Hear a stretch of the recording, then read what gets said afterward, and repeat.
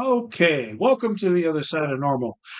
Tonight, we're going to have another guest, but tonight my guest is the old rookie Troy from Steel Brothers, and Philip will be joining us a little bit, but he's at work right now or getting off of work right now, so we'll let him catch up with us. But I'm sure we'll find stuff to talk about. Troy, it's Yes, been a challenge to get you guys on here, but we did it. We finally you did did it. it. You did it, man. We've went through falls and rehab and all kinds of stuff. No, you've So I gone have to through ask you hell for first. sure. Your intro song, is that original? Because I really like that. So it's it's AI, but I wrote the lyrics and Nice. I just played. I said give it. I think I said give it a rock song, a rock vibe, and I went through like 7 or 8 different iterations before I got it, and I like that one. Philip just said I'm on my way now, um, and so I finally got to where I like it. But then I wrote Yeah. another song, and it's my outro song, and it's like a minute. It's like a minute 30 or a minute 40, and I like Okay. it way better. But I'm not getting rid of one of them. I like it. I like it, man. You got see now there's a passion you can get into AI music. I don't have time for any more any more hobbies. I Well, understand. I at understand. least for I try to yeah, ghost hunting is a lot of stuff. well, I have 4 years and one day until I can retire. Ah, Tomorrow's my birthday, so 4 years and one day on my birthday, happy I birthday. can retire and head off into the sunset and go do something fun, like never work again and ghost hunt 60% of the time, go fishing the other 20% of the Nice. time, and well, I guess Deb will have to put up with me the rest of the time. But Well, yeah, I don't know when I'll retire. I think I'll probably be the old man custodian that's like 80 years old that's still hanging in there. Hopefully that's not true, but we'll see with the way prices are changing. how's that? I may be I'm right custodian for a lot of places the way it's going. I'm right on Phil's body. Deborah's saying it looks like I'm filling in on uh, Phil's body right there. Yeah, it does. Oh yeah, I just noticed that. Oh, too funny. All right, so let's That is see. pretty good. Especially when you lean Dawn in is like on. that. When you lean in, it really looks it. Phil, you've been replaced, man. Phil's got hair. Oh. Whoa. Where do you get that hair from? Oh, jeez. So you've Oh, had a lot of trials and tribulations over the last several months, and yes. um, I don't know how much you want to talk about that. And if you don't, that's Oh, fine I too. can But talk. So if you want to tell us a February little bit about what happened, February 14th, that night, I heard scratching and stuff in my attic, which I assumed was a raccoon. So Cindy, that morning, I got my ladder, got up in the attic, and was looking to make sure and see if I could see a place where, they got in or something that I could block. And I fell from the top of the ladder, which thank God it was inside. But it was like 6 feet. Um, broke 26 bones. oh my Um, God. laid in my upstairs for 12 hours. Because when I fell, I had my phone as my flashlight. Well, I dropped my phone. Oh And no. beside me was a desk that I have in my hallway. And I just so happened to have a gym bag on there that had my iPods in or my earpods in it. And I was able to get that bag Oh, and put the earbuds in and do Siri and got Siri to call uh my office friend, my office wife, and she was able to get people here. God. So yeah, that was a long day of yelling help every time I heard a car door or a car, and nobody ever heard me, or at least that's what I'm going to Nope. say. But they may have just Nobody ignored responded me. anyway. They just been like, that old kook over there. Oh, There, yeah, we're not going to bother. So And they could have been scared of my dog because he was on guard the whole day downstairs. So Wow. it was a fiasco. It was a fiasco. So That- needless to say, they took me. I was gone until mid-April. So what? A month and a half, almost 2 months. That I was in hospital and rehab and all that fun stuff. I'm still an outpatient right now. As we were talking earlier, I'm doing a lot better. I feel better, but my stamina is not so hot still. I've been out a few times. If I go out and go to like Target or something, by the time I'm done, I have to chill the whole next day because it's like I worked out for hours. yes. But it's getting there. I'm due back. My leave ends in July, early July, so I'm hoping to actually go back to work at that time and not have to extend. That Cross is fingers. insane. Yes. I It can't was a even. long journey. What were you thinking when you were laying there and you were getting no help? What was going through your mind? Um, I just well, the first week after I got to the hospital, I pretty much gave up. I was just like, I'm over this. I was still very much in depression mode with Sean's passing. Yeah. And I mean, it's been almost 2 years, and it's weird. Uh, After this fall, I'm doing better after this fall. That in so many ways I'm doing better, which is kind of odd. But it I don't know. I lost my train of thought. But anyways, it's just I mean, there's a lot of good that came out of it in a way. So well, that's good because that is a hell of a thing for anybody to go through. Um, it wow. was definitely a lot. Definitely a lot. It really pulled me back from the paranormal world, which Yeah. I got a lot of support and a lot of you know people willing to help in the paranormal, which was great. Thank you to everyone that did. And I'm ready to get back. I don't want to come back too soon, and I don't I don't want to. I want to do it right. We've not bringing up past, but Phil and I brought in Steel Brother Adventures, and we've wanted to expand. We've wanted to bring ourselves back into the loop, and we've done that at a very light level. So hopefully we can come back hard this fall. Well, I mean, you got to definitely got to take your time and make sure that you're 100% ready for it because you definitely don't want any more setbacks. Yes. But I can understand the want to get or the need to get back out there. Yeah. Um, but it's still, I mean, it really something like it puts everything into perspective that a lot of the things we take for granted that are we think are important maybe aren't as important as we think they are, right? I mean, Yep. ah, it's And something that you go through and you learn about, and you hope that you don't ever know anybody else that has to go through that.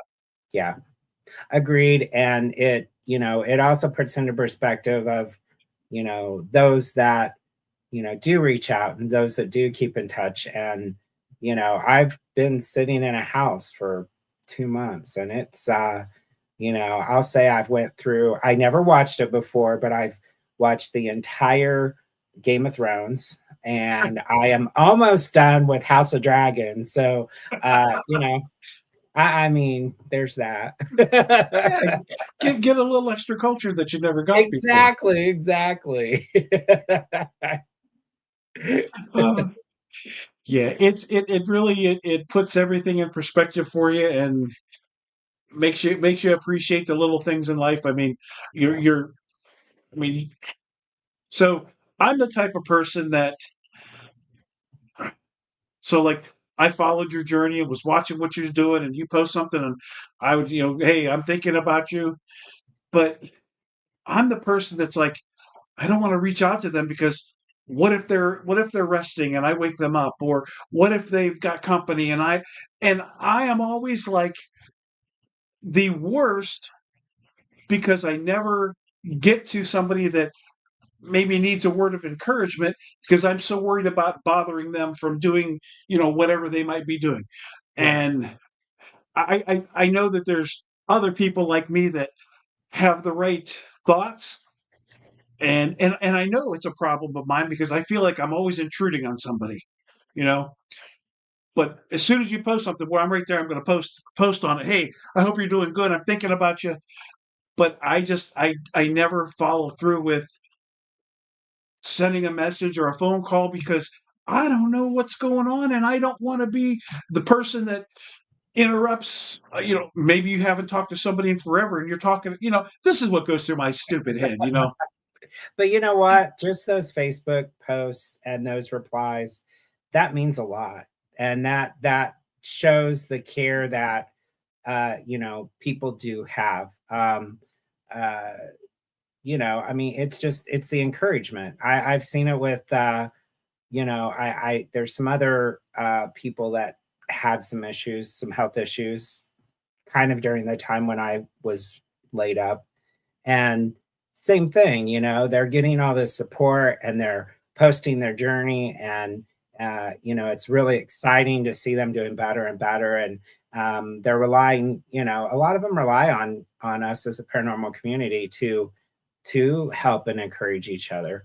And Mhm. I think that's something that we in our world uh, don't see as much. I think Yep. those are the kind of things that should be maybe centered on and brought out more. We're so big on, we see all the negativity and all the things that go on out there. These are some of the positive sides of the paranormal community. And, there is a lot of positivity out there, but it seems like there's so much focus on the negative. Yeah. There is. And yeah, and unfortunately, that kind of pushes some more of the negative out there because that's what people are seeing and that's what Yep. people are, getting hits on. So, I would ask that, we try and turn that around this year. There's I've seen some, but not too much. But let's bring in some of the positivity um, in this year. It would be nice to see a turnaround. I totally agree. And we've kind of 2026 for Verona Ghost Chasers has become the year of the collaboration. Every single one of our investigations this year is a collaboration. Our team doesn't have one investigation together. It's just a collaboration, meeting new people, getting out there with people that we already know that we like collaborating with. Whatever it takes, that's what we do. And it's really been a really good year. I mean, it's only June. June's just starting, but it's been really cool. We've met a lot of cool people, and we surround ourselves with like-minded people, right? We want to stay positive, and we want people who are going to be positive. Am I friends with some people that maybe aren't so positive? Yeah, but you don't see me running around with them all the time, right? When I say friends, like Facebook friends, Yeah. or we follow each other, or whatever. Um, there are only two groups so far that we used to follow that we no longer follow because of how they treat others. Um, and I would never call them out because you do you, but Yeah. I don't have time for that, right? I mean, and the other thing we did was everybody talks about para unity, and that's fine. But this year, our mantra has been para respect. Even if I don't like you, I don't agree with what you do, I'm going to give you respect until you don't no longer deserve it. And like I said, there's only two groups and none of them are from around us. I mean, that's the good thing. But we want to surround ourselves with like-minded people.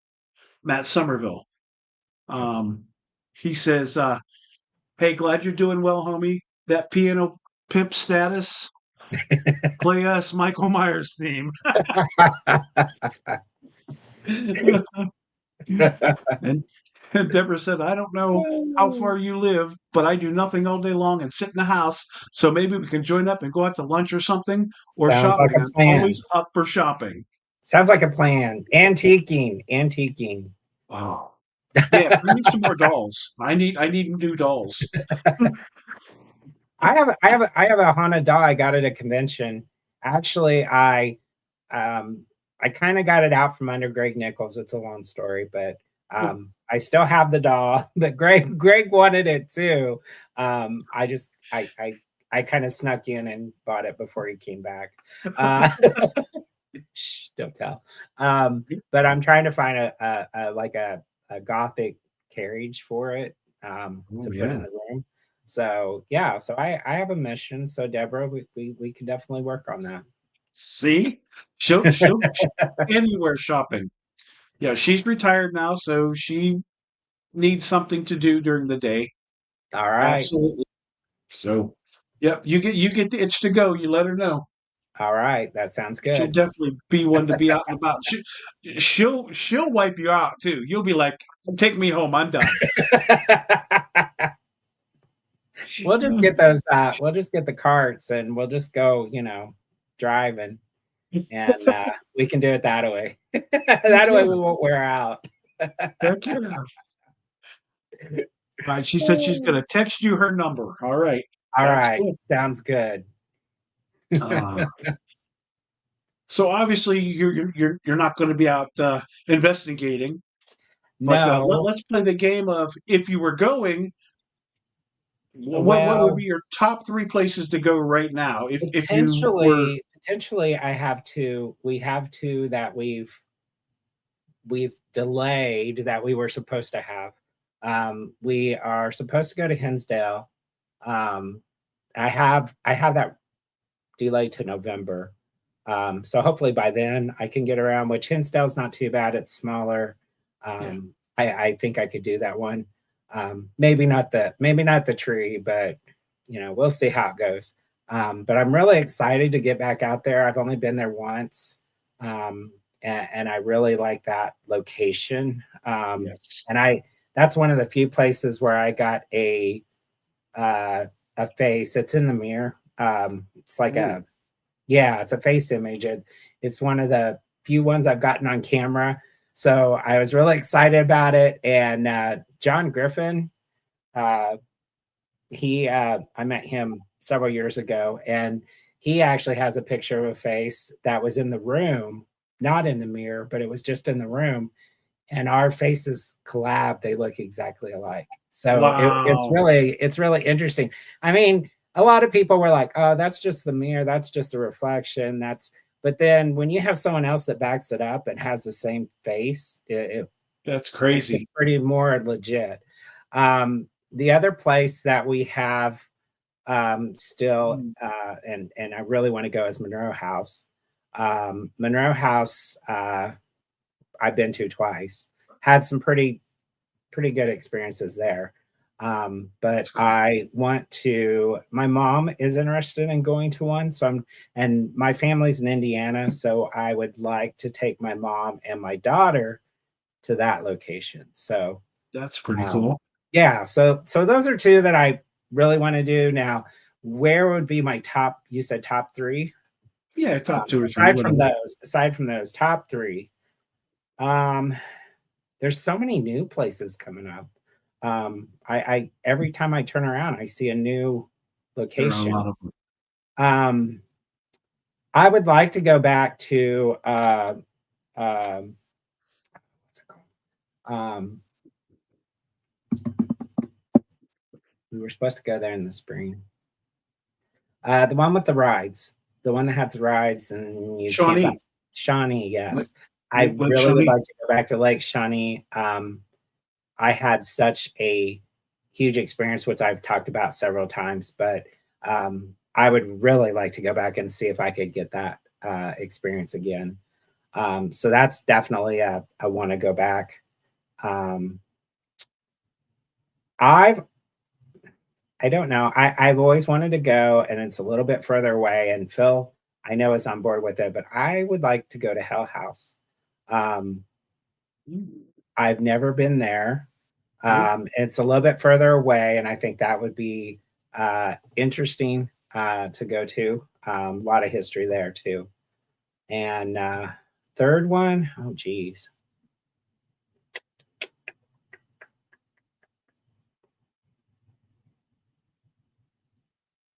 I don't know. I can't think of a third one right now. All of them, no. Yeah, um, probably West Virginia Penitentiary. Believe it or not, I've been there. I've been in the lobby, but I have actually never investigated there. So neither have we. okay, then that's a deal. We're gonna figure that one out. Um, we have some connections to work with there, but yeah, that would be I've always wanted to. That's the one that I always remember from TV. Oh, I know one. And I actually talked to someone who uh, lives down by there, but the lighthouse in St. Augustine, Florida. I think that would be Yes, that's another one on my list. Um, yes, so that's those definitely are a on the few. list. Those are a few. I would like to going into next year. I would like to try and go to some places we've never been before. Hmm. Um, we have tended to go to places that we've been to over and over, which is nice because you get acquainted with what to expect and Yep. what the spirits are like, things like that. So that's really nice. But I'd also like to go to some new places. The other thing that I've been having an interest is, equipment. Equipment. I'm very skeptical because a lot of equipment, if you're like me, you have two or three things that you really like, and you have this whole array of stuff that you Shit. bring, even though you don't use any of it, and you bring it every time. But I'd like to like work with other people and see like I have game cameras, night vision game Yes. cameras. Yes. I can use them kind of. They sometimes work. But I've never got anything on them. And I'd love to collab with people like, hey, did you get this to work? Or wow, you caught something on here. What do you do to make it better? Yep. What can you teach Yes. me? And kind of learning more about the equipment I have as well as maybe some new and revised equipment that's out there. Yep. It seems like I see the same equipment all the time, and it'd be nice to start seeing some differences. Yeah. You know, uh, Kind of try to get something new out in the field. Mhm. I feel like equipment and the ghost hunting side can get a little stagnant. So Mhm. trying to up that, I think, is a good goal for all of us out there in the field. Heck yeah. So one of the reasons that we like doing the collabs is just that other teams come and they've got equipment we don't have. We've got equipment they don't have. Some of us have the same equipment, but maybe they use it differently than we do. So you can really see the differences in what somebody else does. Some of that stuff you'll be like, oh, I need to do that. And some of it you're like, there's no way in hell I'm doing that. Um, but it's all about learning, right? And really it's the people, right? You're getting to know the people. Yeah, And yes, sometimes when you collab, maybe you aren't 100% concentrating on the investigation, that you're probably a little more into a little more chatter than you normally would. And that I think that's okay yeah, because it's all a learning experience. Um, but we've done a lot of collabing and learning different things. And the thing I've taken away from the last several investigations is we take like 5 cameras.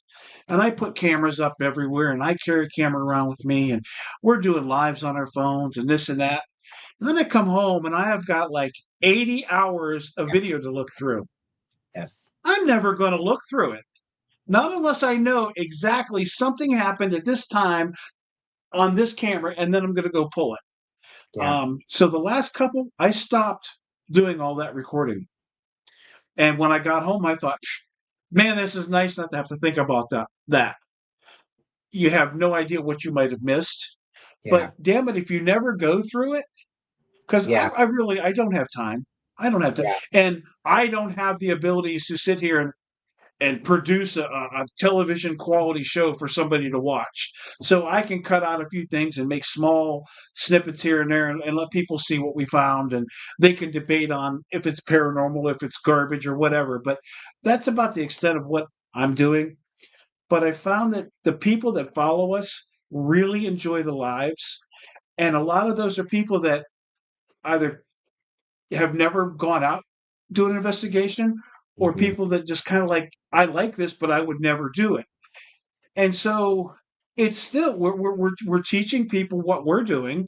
That doesn't mean we're right, but it's more of, hey, come with us. We're gonna go do this investigation, but come with us. And then if there's something you want me to ask or something you want me to try or something that you see I should be doing or could be doing, let me know. It's interactive and it's fun. And I think that that's the future of what Verona Ghost is going to be. It's more user friendly and more about everybody else. Just like this podcast. This podcast isn't for me.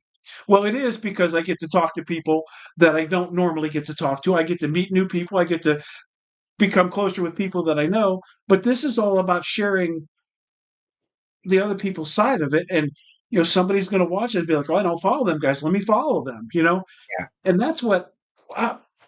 We Yeah. don't make money off of this, right? And I don't want to make money. I mean, if I made money, it would be a few bucks and whatever. But it's not about me. This is about the community and growing the community. Yeah. And it's showing the right people to the right people is Yep. is what I believe that I'm doing. Yeah. So it's all about community and you're right. We need positivity and we need people to work together. And I that's what we're trying to build. Yep. I Yeah. really like how you're doing the collabs. I know we do a lot of collabs ourselves. And we work a lot with our people from the past, the Appalachian Ghost Mhm. Girls, shout out. Yeah. And we always have a fun time with them. But we also want to, you know, do go with some newer people and learn some things. One of the things and this kind of goes along with what you're saying, because I've done the camera thing too, is learning how to journal better as a ghost hunter. Now there's actually, if you go on Amazon, there is ghost hunting journals out there. Mhm. And those are great because you can timestamp. So if you're, obviously you have to experience it, but if you experience something, you can timestamp it and then you can check your cameras with that, Yep. which is a great way. And I know that's something that, we had people that were doing that when we were on the larger team. Now it's just us, and it's kind of like, how do we do this? Because we didn't do this before. So, Well, and it's hard because it's there's only if there's only two or three people, it's hard to say you're going to be the dictator and you're going to write all this stuff down while we do all. yeah, yeah, When you've got yeah. five or six or seven And people, we you have can a spread it very out. we have a very so our thing is, I mean, we go to have fun, we have a great time, but when it comes to, like we said, documenting and really getting into it, we're not the best. We, and that's something we need to get better with because we are guilty of that. But we have fun, and Phil and I have seen some really crazy things. I don't know what it is, but when me and him's together, it explodes sometimes. So it's really cool. There's some, we've seen shadow people, we've seen this, and we never get it on camera because we never have a camera with us when it happens. So there's that. But one of these days we're gonna have that camera. So we were just at Broadwell Funeral Home in Felicity, Ohio, way down southern Ohio. Um, some friends of ours are like the people that do all the public ghost hunts there and everything. and they invited us out. So we went down there, and we had a full night. It was good. We got some evidence. We had a good time. And at the end of the night, we're sitting in the living room, and it's like 10. Well, it was 10 after 3 in the morning, and we've shut all the cameras off, and we're just sitting there BSing, right? Well, about 5 hours earlier, we put a mag light up um, on the fireplace, and we had interacted with it over the night, and it, hey, can you turn that back off? Can you turn that back? The whole 9 yards. It was good. We're sitting there, and just like I said, no cameras running. We're just yakking, and all of a sudden, um, Phil says, "Sorry for the delayed traffic." No worries, man. No worries. Um, all of a sudden, the light comes on, and it's just as bright as can be. And it might be because we've been sitting in the dark so long, but it seemed like it was way brighter than it ever was. And this light, which I just said had been sitting there for like 5 hours, rolls 8 inches to the left, Oh, wow. stops, and rolls 6 inches back to the right. And we're like, all of us now, and I always get on all these YouTubers when they freak out and something, dude, it drives me nuts, right? Yeah. We're all sitting there, and all of a sudden we'll go, oh! Yeah. And I'm like, okay, I get it. It was authentic, though. And the light's on, blaring, and we're like, can you shut that light off? And that light goes right off. Yeah. And we're like, holy shit, what just happened? And I'm looking around, I'm like, nobody's got a camera on, right? And they're like, nope. Yeah. And I'm like, that was so freaking cool because it sat and nobody was moving, but it sat there all night and didn't budge. Yeah. People were in and out of the room, people went home, people showed up, and it never budged. But we're all sitting there quietly, and that thing rolls and rolls back. And I'm like, there is no way in hell that just rolled. Yeah.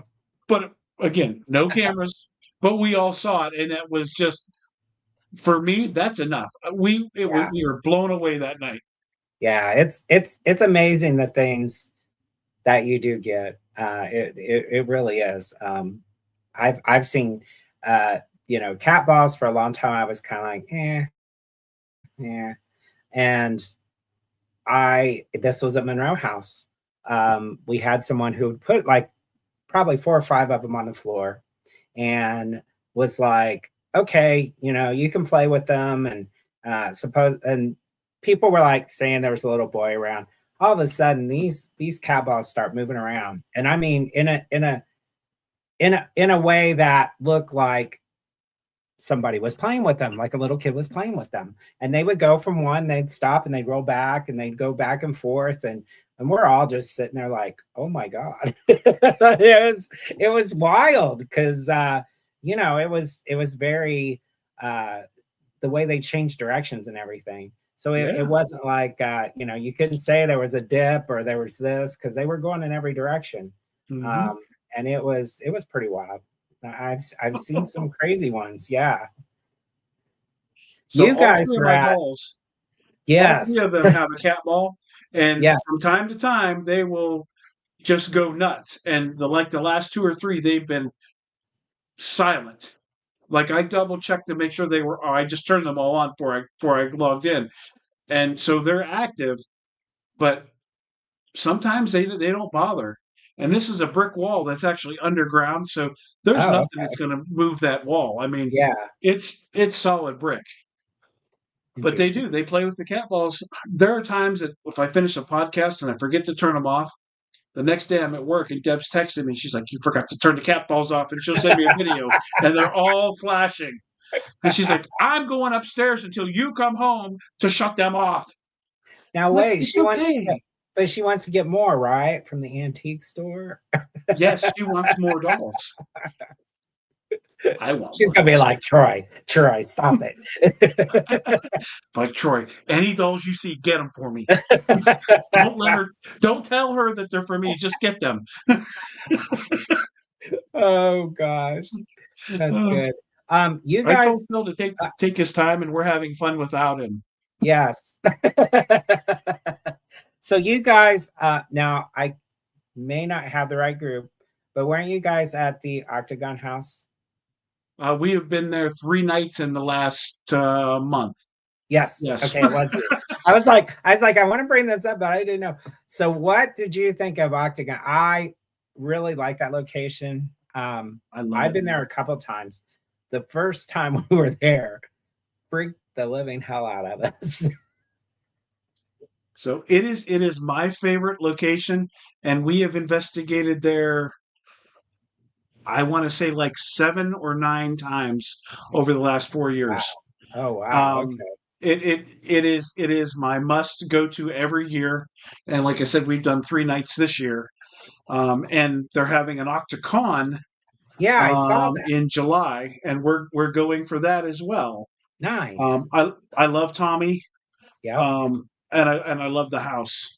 Yeah. It is one of the most active places I've ever been, and I'll tell you that every time we went, we've gotten the same types of interaction, like we're dealing with the same spirits, except for one night.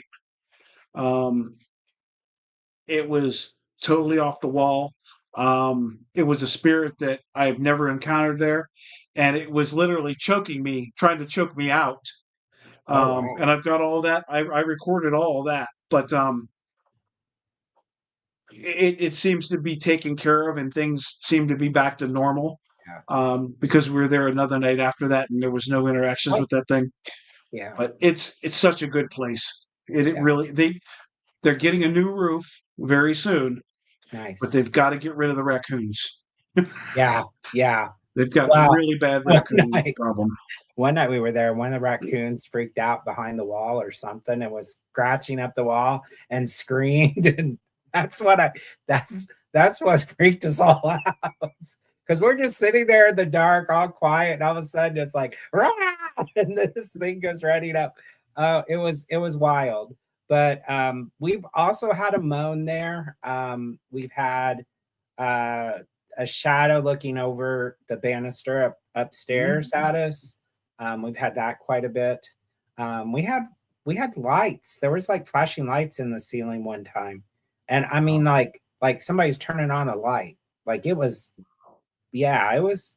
We never did figure out where that was coming from. It was very odd. But Hmm. yeah, when you do Estes there, you can feel the floors like moving as Oh, something's walking it's around you, and crazy. it's yeah, it's pretty creepy there. But the just the like the way it's built and everything is so cool. There's a lot of history with it. Yep. So yeah, I agree with you, and Tommy is great. Yeah, Tommy's awesome. We he said we're the only people now that he has that come every year. And I'm like, Tommy, I as long as I am alive and able to come, I'm going to continue to come every year because Yeah, it's just that good. And anybody that's on here that hasn't been, go because you won't be sorry. yeah, and it's very there's no place to stay, so you do have to get a hotel, but the hotels aren't that expensive there. They're not bad. And it's I agree, it's a good place to go, and it's one of the more economical places to go. It's $200 a night. Yeah, he doesn't Yeah, charge very much, no, and no. it's worth it. It is worth it. Yeah, it's a phenomenal venue. Hopefully, like I said, hopefully they're getting the roof done, and then I hope they can take care of the raccoon problem and get this thing sealed up and move forward. Yeah, When we were just there, I think it was our first night there. Um, some of our teammates were upstairs, and we were sitting downstairs, and young girl Jordan was up there, and she's like, "Oh, hello there," and we're like, "Who are you talking to?" And she's like, "Well, I just looked back into this room, and there's a raccoon peeking out of a hole in the wall at me." I'm like, "Oh, that's nice." And yes, we do. We take a tent, and sometimes we just camp oh, on the okay, ground right there. I mean, that's I if gotcha. that's if that's feasible, that's what we do. It's free to Yeah, throw yeah. a tent down I there. didn't even think about it. I didn't even think about that. Yeah. Yeah, we've heard coyotes out there too. Well, there's chickens and dogs all around. The neighbors have rooster. This rooster is just all night long, cock-a-doodle-doo. So that could be an issue too. But Yeah, I mean, we've had some really good times there, and it's Yes. something that I tell everybody: go to the Octagon House if you haven't been. Yeah. Uh, it's phenomenal. Yeah. Yes, you have to deal with some raccoons. You know you're going to have some raccoon noise, but you're going to get stuff. We had a disembodied voice. Tommy and I were the only two in the house this day. It was middle of the afternoon, like 4 o'clock in the afternoon, and I was upstairs and I had cat balls sitting on a windowsill. And for 20 minutes, 20 or 25 minutes, it's like, hey, can you hit this cat ball on the left? And how about the one on the right? And it was back and forth. And I'm like, hey, Tommy, come up here, watch this. So he finished the cigarette and he come up and we're playing with these cat balls. And then all of a sudden just stopped. And we're like, okay. And we're standing outside the room near the banister. And all of a sudden we hear this noise. And I'm like, what is that? He's like, that sounds like somebody shuffling their feet. I said, really, what it sounds like is a straw broom on a wooden floor. Ah. Okay. And he's like, yeah. Well, that night, we were having a birthday celebration for Tommy's brother, who has passed Oh, away. But we are having a celebration at the Octagon. And Tommy yells over the banister. He says, who's down there? Are you cleaning up for the party tonight? Clear as a bell, we hear, it's me. Yeah. I looked at him wow. and he looked at me like, what the hell? Wow. And now we're talking, we're trying to get, and it was, you could tell it was a Southern black woman's voice. And we're Wow. like, trying to get her to talk to us, and we couldn't get anything else. But there was no, that place is in the middle of a cornfield. There's Yeah. nobody else there.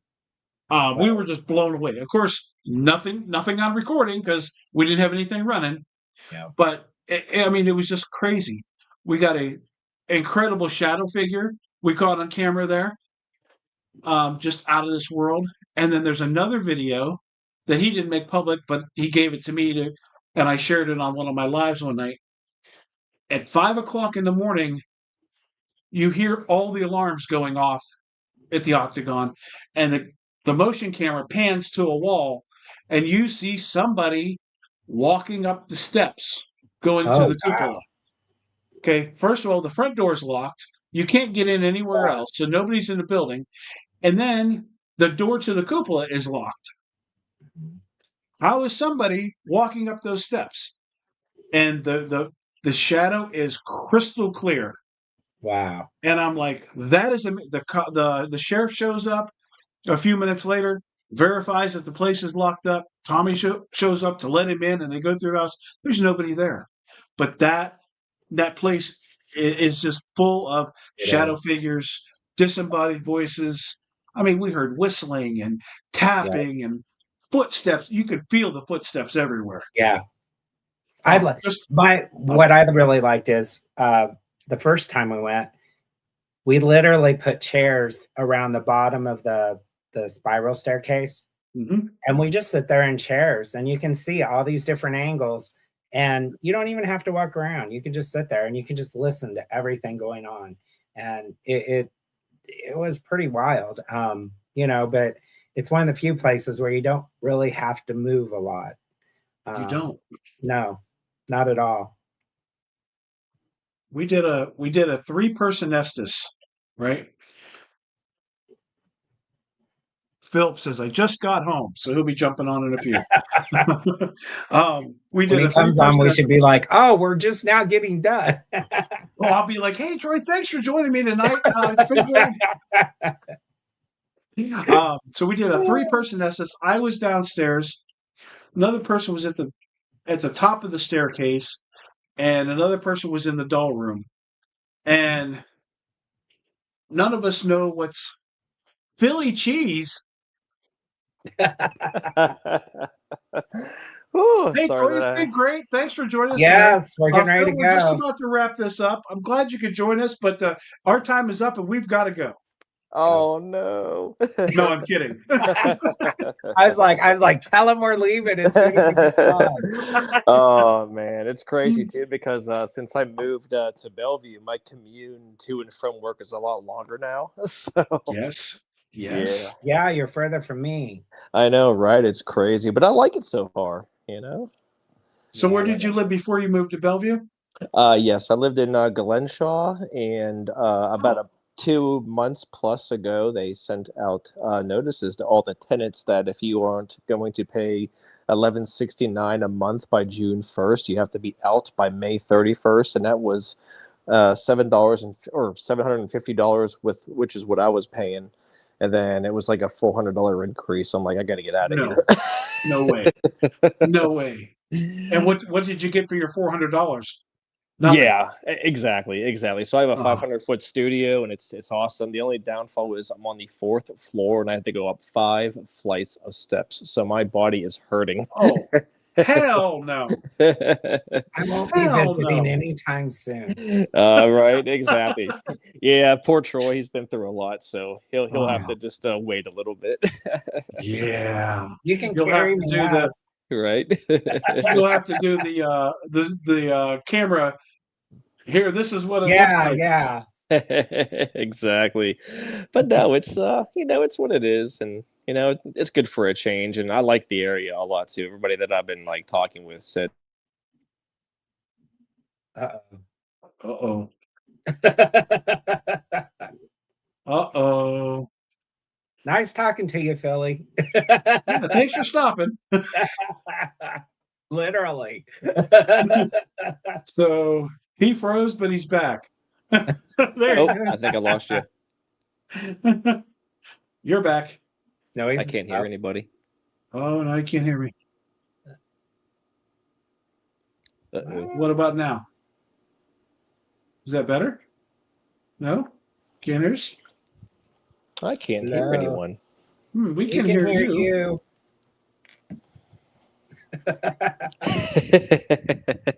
Yeah, I can't hear you guys. Uh-oh. Let me see if I can Now try we can something talk here. about him. Yes, yes. He has Yeah, I no can't idea. hear. This is kind of weird. Uh-oh. Yeah.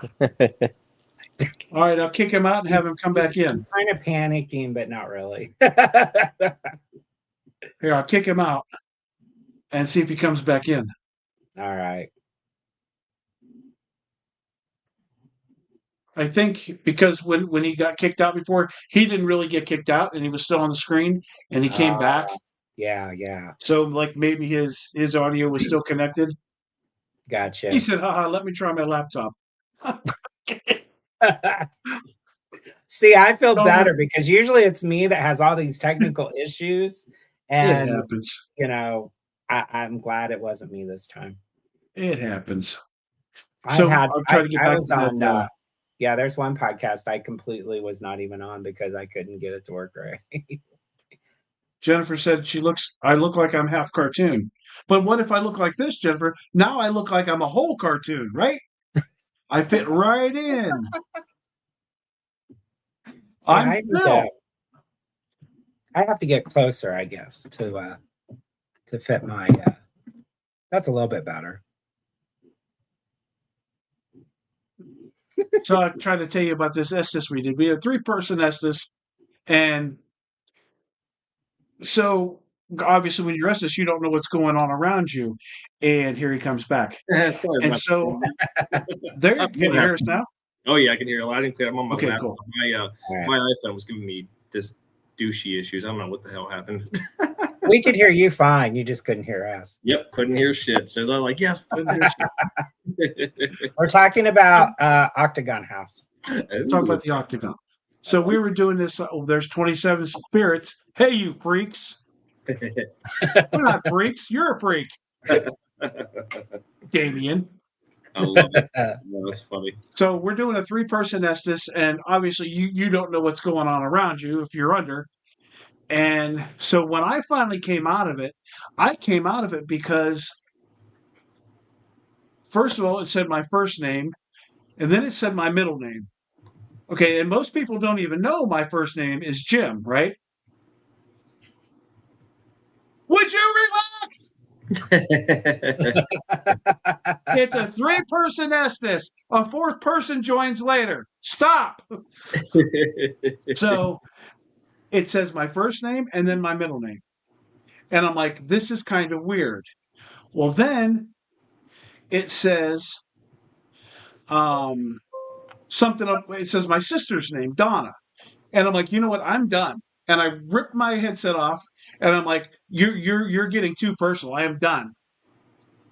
This is when I find out that each of the two people upstairs bailed because it was saying their first and middle names and getting personal with them.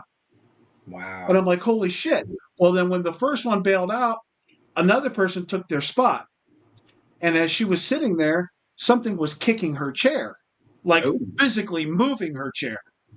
The first guy also got punched in the back of the shoulder while doing it. So it ended up being a fourth person in there, but there was only three of us at a time. But it got really freaking personal. And I'm like, I don't do that. You're not invading my privacy. Yeah. And when I came out and I found that everybody else had the same exact thing happen to them to happen to me, I'm like, I've never encountered this. Yeah. And like I said, most people don't even know my first name is Jim because everybody calls me Nacho or Bobby. But then this thing knew my middle name, which what? And it did it to all of us. That's so crazy. we were all kind of a little bit on edge after that, and then the whole night just went downhill. That's later when I ended up being tried to be choked. They tried to choke me out. Oh Lord. It was kind of crazy. Yeah, we did an Estes where it attacked Jen. It was starting to go at her, and it was threatening her daughters. And when was this one, Troy? Octagon House. It may have not been. You weren't there, I don't think. No, I don't think I was. I think that was the time when we were with Goose and Freighter, I think, was there too. Yeah, but it really went after. It's very similar to what he's saying, but it was calling out like people in our families and stuff, and it got dark. Yeah, and you know what's really crazy too? Like, had anything dark there? As messed up as that sounds, it also is. I mean, it's evidence, even though you don't want certain things to happen because it depends on how vulnerable you are. But like, that's kind of like what you get yourself into in a way, especially if you're out into the field like that. There's always that risk of something happening. Yep. So, but I'm gonna play dumb here, but is there a way that you can do Estes where you can actually record what you're hearing in the Estes? Oh, so there is the SB box from Ghost Stock is the red one. Yes. You can record what you're hearing. I have one of those. You can record it. It takes a memory card, and you can record that. But you need another camera recording you to record what you're saying because it won't record what you're saying, and then you can line them up in the same timeline and put them on a video together. Okay. And so I've done that a time or two. It's for me, it's not easy to do, but I've done it. But when I go back and listen to what I thought I heard, it's not what's playing in that box. Yeah. Right. So if you ever watch somebody on TV and they're playing the audio and they say, "Oh, girl," well, I didn't hear girl. I heard car. How did he get girl? You know.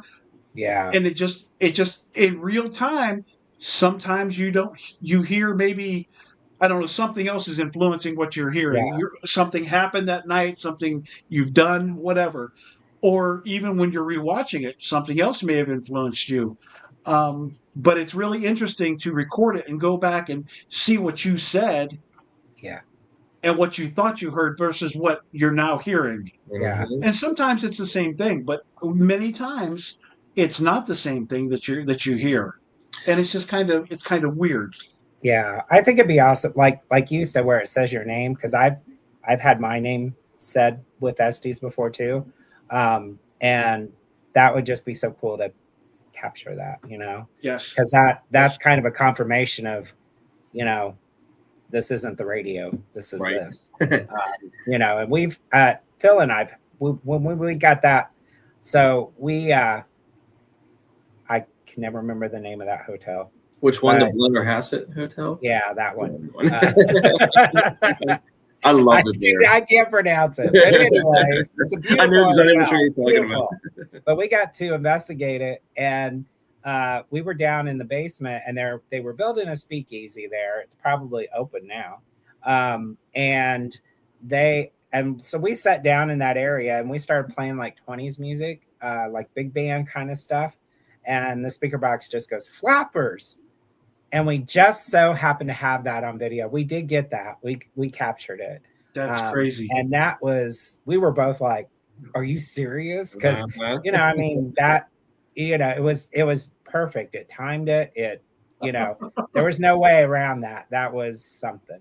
Troy and I, we had a lot of experiences at that hotel, like that Yes. shadow figure that you and I both saw at the same time. Yeah. And we both could have easily been like, no, this is not happening. But Troy was next to you when it happened. I don't know if you want to tell him how that whole thing happened. Yeah, that was one of those. That was one of those where you're like, but it was. We were in the laundry area, and there used to be a door that went to the alley, that has been sealed off, and this shadow comes up, probably 7-8 feet tall.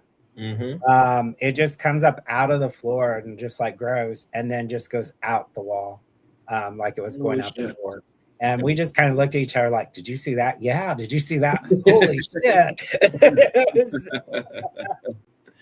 It was nuts, man. We didn't even like bring out our cell phone or anything like that, too. I mean, we probably could have, but it was one of those situations where like, It I just happened really so enjoyed fast. it. It happened so fast. There's no way around it. Yeah. And we that didn't flappers part, that was in the one room that they were going to turn into the speakeasy. We were sitting in this one area in the beginning of the room, and he was on one love seat or one like couch. I was on another couch, and there was a like a curtain right to the left of us.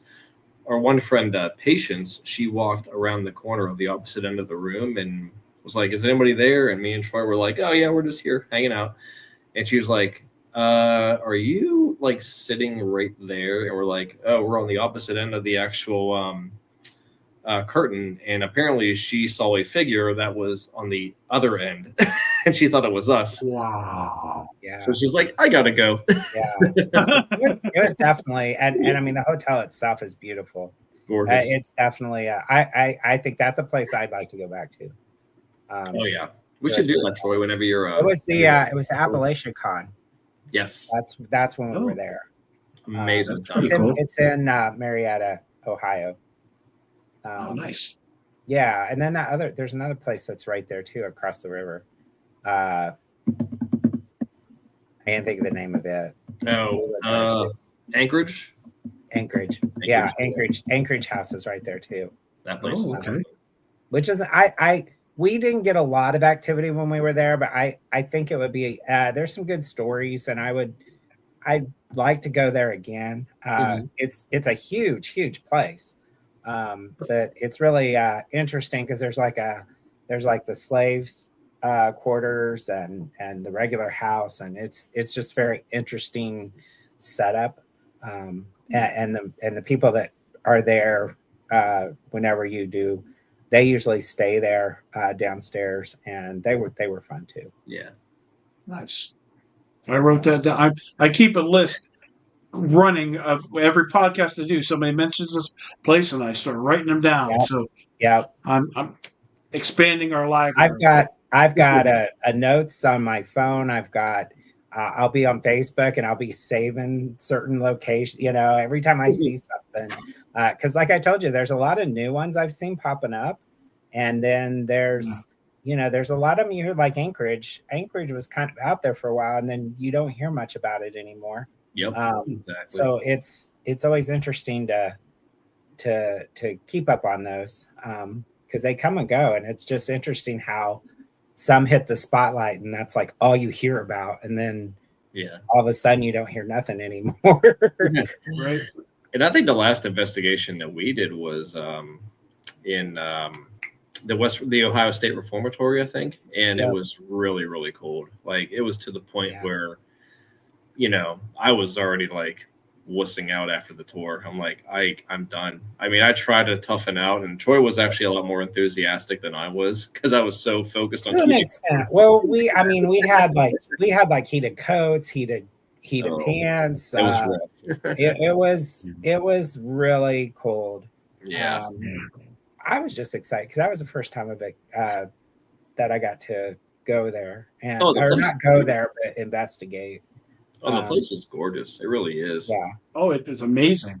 Oh, absolutely, man. I agree. And that's why, like, whenever I can't wait for Troy and I to really start slowly getting back into the normality of doing this type of stuff too, because we have so many good interactions with each other, and it's just because I don't want to toot our horn, but we're very outgoing people, and we just want to try to treat these, the spirits with respect and be like, you guys are people too, and you guys have personalities, and you can use the whole like interview method to interact, and because if it works, it works, or you could talk to them like regular people, whatever method. If you get a response, bam, But with Troy and I, we work so well together too in our collaborations with like other teams. It's, we try to have a good time. We take it seriously, but we also want to be like, hey, we're not just serious all the time. We like to have a good time. Have fun.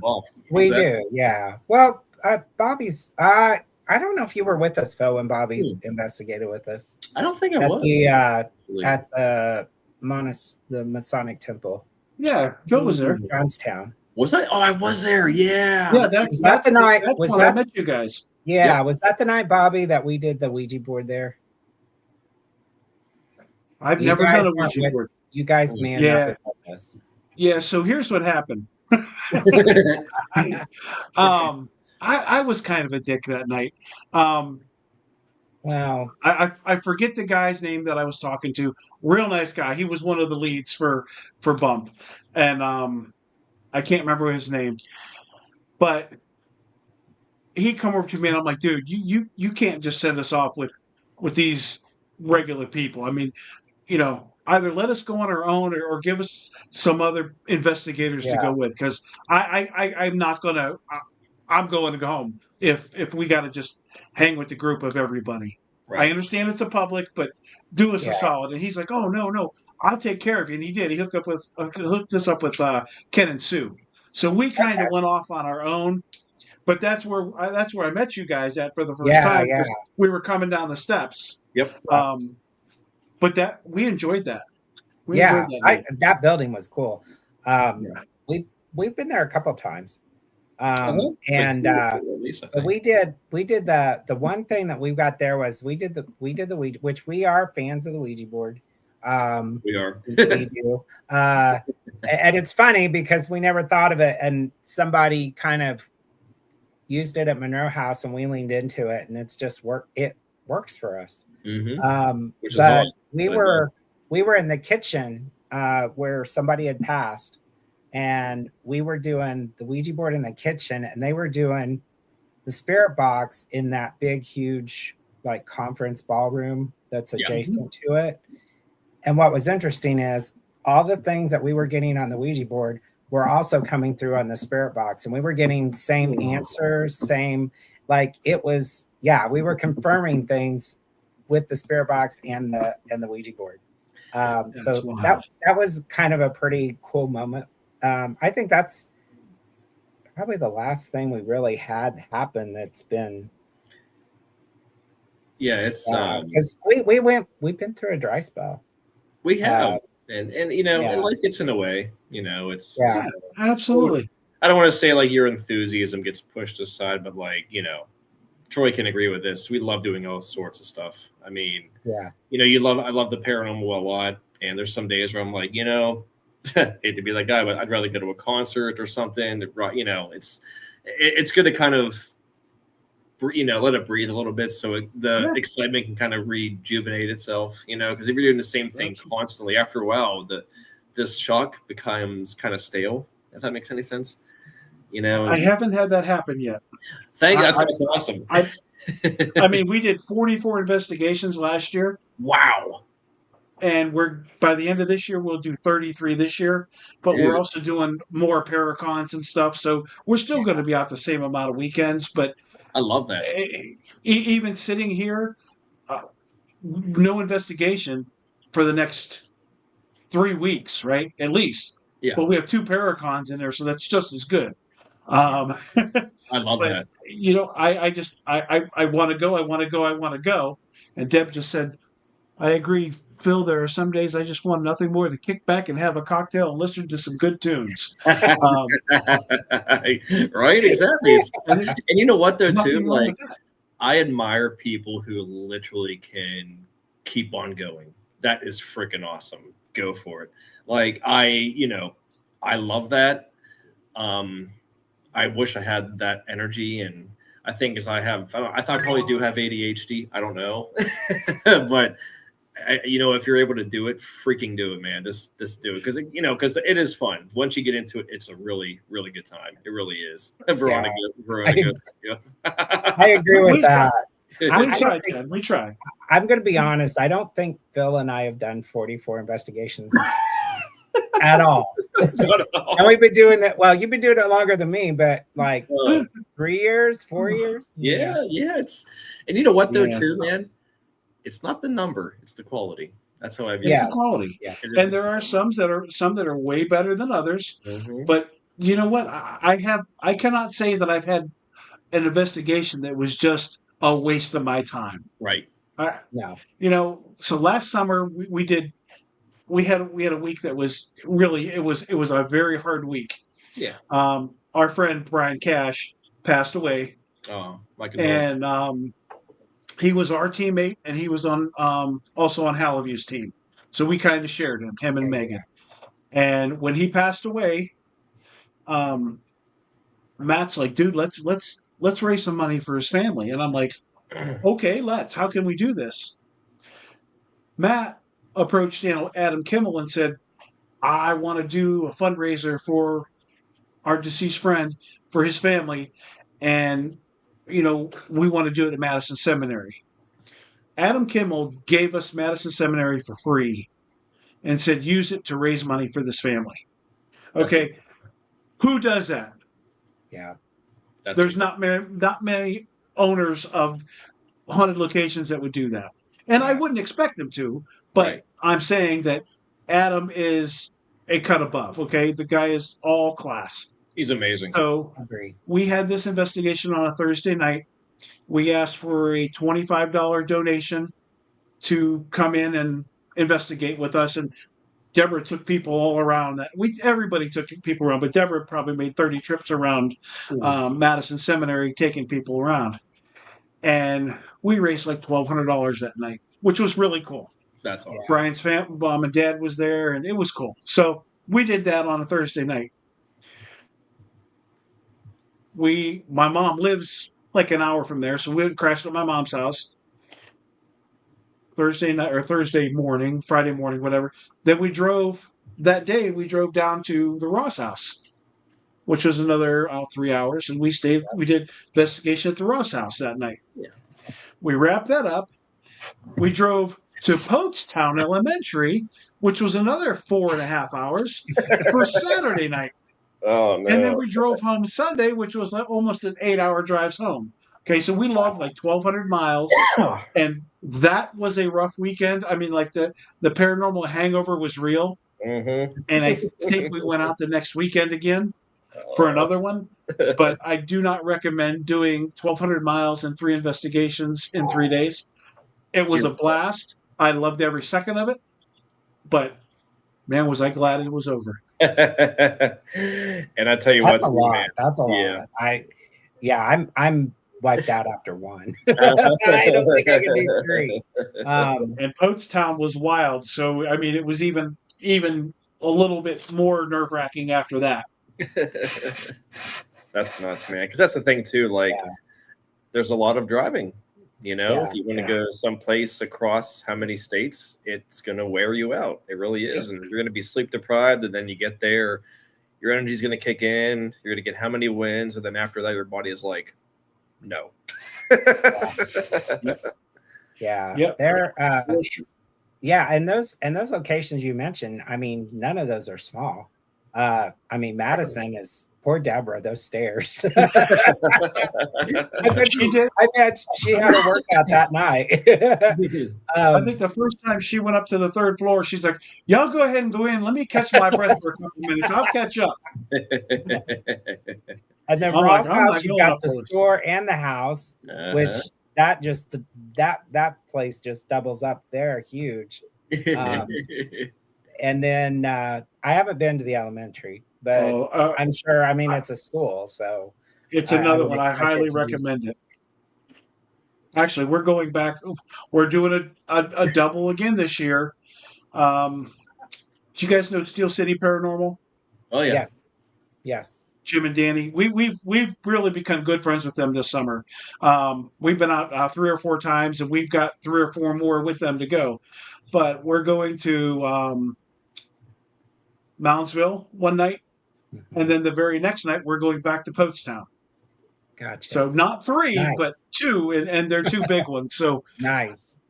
it'll be that's in August. That'll be another good one. Yeah. Yeah. She said this fat girl got to work out for sure. Those steps are no joke in Madison, man. No, they do wear you out. Oh, We were there at the con. We wanted to investigate, but we didn't really get time. That's the thing when you go to these cons and you're like, oh, we're gonna get to go through there but you visit and you talk to everybody and you never get a chance to. no. There's so much to do, just to kind of go after, with what Troy just said, because, and plus with the friendships that you've made, it's so hard to equalize all the opportunities that you talk with certain people, and you kind of want to get, share just a little bit with each. And then of course you want to explore and all that stuff too. And it's tough. It's worth it, but it's tough. Yep. So Phil, I asked this of Troy before you got in. Oh yes. But obviously you haven't been out doing a lot of investigations. Mm-hmm. So if there was 3 places that you could go to right now, what 3 would you pick? Ooh. Okay. If it matches me at all. This is it the Stanley Hotel, the one that The Shining took place in? I would love the Stanley, yes. That place creeps me out in the best way possible. Not in the US, but I do want to visit the Paris catacombs. I would love to investigate there. So Jen Gerladucci was just there not long ago, right? Yes. Yes, and I'm insanely jealous. I was pretty jealous over that. Oh heck yeah. And one more. So you got the Stanley Hotel, got the Paris catacombs. See, that's a good one there. Oh, you know what? This sounds really odd, but I would love to go to Centralia. Oh. I don't know why. It just popped in my head. I think because I'm a Pennsylvania native and like nobody goes there and it's just creepy. Yeah, there's nothing there now. They've leveled it. I know, and I don't know why it would be kind of weird just to like go there and see if we capture anything. I don't know. Every time we drive that way, we're always like, oh, we got to go there. Oh, we got to go there. I just saw a video, maybe like 2 weeks ago, of this guy that I think it was like a short on YouTube or something. But this guy was going through that area and he's like, I'm going to go. He stopped his car and got out of his car, and within like 30 seconds, a cop pulled up. He's like, get in the car and get out. Oh, wow. Just keep going or you're going to jail. Yeah. Yeah. Holy crap. Like they've covered the road over. They've leveled everything. They don't even want you even looking at it anymore. I knew they got rid of the road. Yeah. The road that went into there. Yep. Nice. They've leveled everything. And I guess there's a real police force there, and they're like, get in the car and keep going. There's nothing here for you to see. Oh, man. There's probably a ton of others I want to like pick too, like even some repeats, and this is going to sound kind of odd, but like the one that creeped me out is the House of Wills, and not, it wouldn't creep me out now, which is weird because one of the Jen's former friends said that there was these 2 girls that I guess investigated there, and something followed one of them home. Just hearing that kind of like ruined it for me, but now I'm like, we go back, hey, let's do it. It's because once you get involved with this type of thing, you know what to expect. Like I was terrified of Ouija boards before me and Troy started using it. Now I think they're fun. I mean, it's until something bad happens. Exactly, and I'll take the sacrifice. I will. But which I will say, when somebody conjures a demon. Now I will bring something up that was very interesting. So we talk about Karma. Karma's she's a psychic in London that we talk to a lot. She's always been around us. But she actually called me on the phone and told me to be careful because there's a place that I was revisiting that they were like, oh, he's coming back. and she warned me about that. She also told me to be careful, to tell Jen to be careful. Well, Jen and Corey Coco went with us to the penitentiary, or not the penitentiary, the insane asylum there in West Virginia. That was the week before I fell. That was also, so now Jen's mom is not doing so well. Right. And Jen's had some issues with that. So we've both talked about it before. We're like, I wonder if that's something to do with that location. Because there was a lot of stuff that happened. And then Phil had I have freaking goosebumps right now. Holy shit. Well, then Yeah, and Phil had stuff too. So we all had a lot of negativity right after that investigation. Wait, which one was this again, Troy? The West Virginia, our last one. Oh yeah. Karma literally called me on the phone and told me to warn Jen and for me to be careful. Wow. Yeah, it's so it's there had to be something with that. You guys better start drinking holy water or something. Holy moly. Yeah. No, it's crazy too. Because my grandmother, she passed away recently back in late December, and now my cousin Patrick and his soon-to-be wife Jess are now living in the house that both my grandparents built, and they're starting to experience things. It's weird. And I don't want to say that like, holy crap, I don't know if it's because I've been involved in this stuff for quite a while that I'm kind of bringing it, but it's interesting. It really is. You just kind of want to take out your necrophonic or whatever and be like, but that's comes with the territory. Well, I'll tell you, one of our first, we were previous with another team before we started our own team. And the first investigation we went with on them was the Bel Air house. Oh. And it was really my first real investigation. Like, I've lived in houses that had ghosts most of my life. But this was like my first real investigation. And we're standing up on the second floor in the little room that's got the stairway that goes up to the attic. And there's four of us, me and three ladies.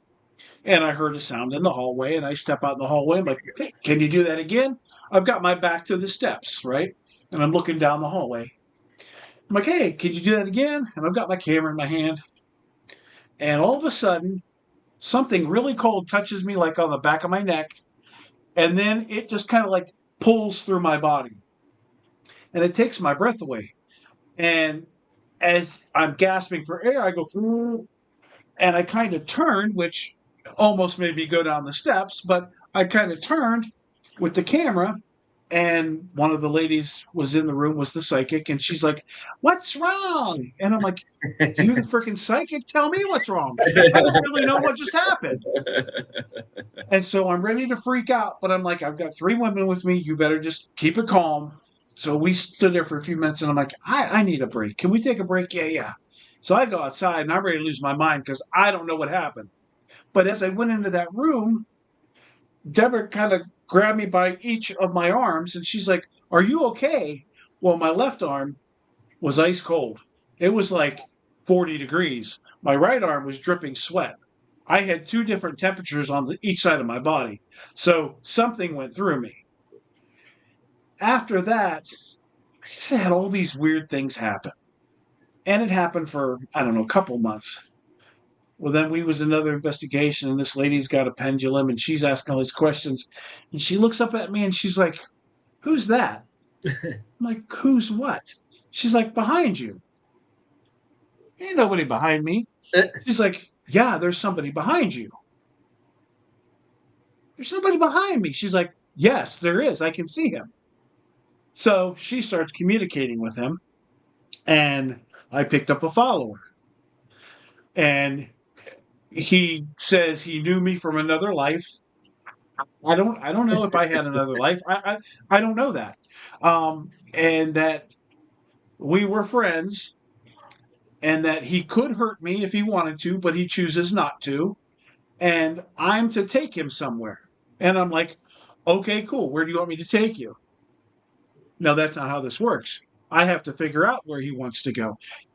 I can't communicate with them. How am I supposed to figure this out, right? So I told you, 44 investigations, right? So we're going here and there and there and here. And every time I do an Estes, the Estes is going along fine. Then all of a sudden it starts with, this guy will laugh. Ha, ha, ha, ha. Hey, boy. And Oh, as soon as Hey Boy comes, I know what's coming. I'm going to kill you. Your ass is mine. And he gets really belligerent. Wow. So, like, done, right? 18 months this goes on.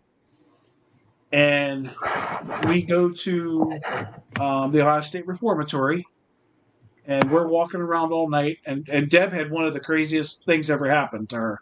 We were in the Jesus room, and her and another girl were sitting in the seats. They're like theater seats. They're all connected, but they weren't bolted to the floor. And we heard a noise. And after we heard this noise, then these two are screaming, and I can't figure out what the hell's going on. So I spin around. They're both standing.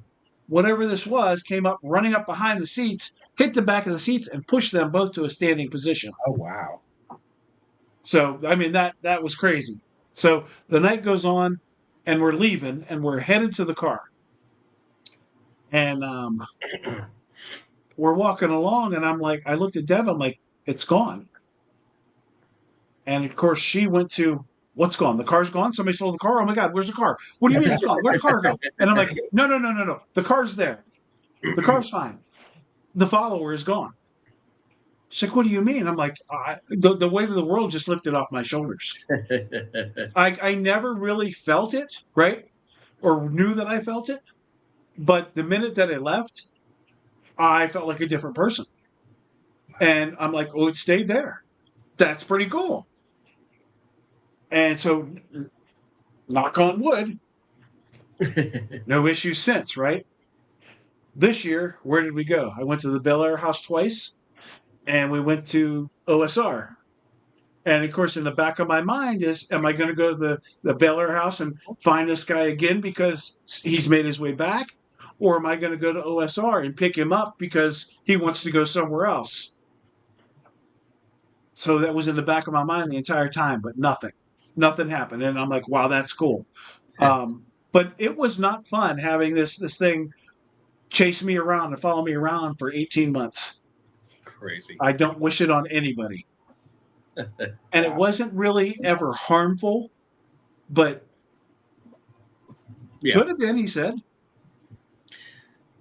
And that's the thing too, like, you never know what's going to happen, because, every time you do an investigation, you're always gambling with something that you never, and, and if, people freak out about that, me, I'm a naturally jumpy guy. Ask Troy. I jump over everything. But it's just, being an investigator, anything could happen or nothing could happen at all. You just never know. Yes. And if you get scratched or whatever, like, I cannot believe it happens. Like, well, it's like watching a horror film, you didn't expect that to be as bloody as it was. You're like, well, it is a horror film, It is. Yeah. Yeah, you just never know what's going to happen. And that's part of what draws me to this. Exactly. Right? I love it. The other thing that draws me is I want to be scared. Right? Yes. I want something to scare me. I want something to scare me to make me run away. Mm-hmm. I've jumped out of airplanes. I was in a war. I've been shot at. I've shot somebody. There's not a lot that's going to scare me, but that's what I want. And, when I was at the Octagon a couple weeks ago, when I was getting choked, thinking back on it, I should have had some type of fear, but it was just pissing me off. I'm like, you're not going to do this to me.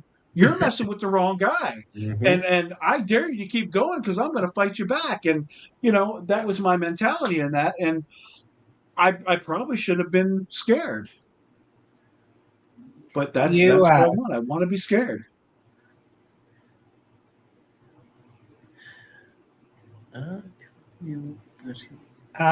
Yeah, I think that is true, Deborah. A couple things that I know of is I know that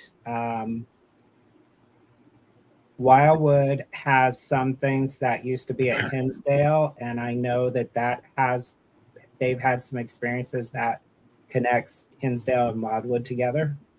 I also believe Ross House and the Bel Air House has some connections in there too. Being in the same area, I know that there's been some. So I do think that, you know, I know Hinsdale was specifically like items like it was furniture or something. And you know, I do think that those can resonate. Yeah. What? Yeah. Yeah. And I know Wildwood, I know that they, you know, they can tell you more on it. But they definitely have had some things that links it to Hinsdale, which is pretty interesting. I do think that people could bring things like you say, where yours, you know, went to a different location.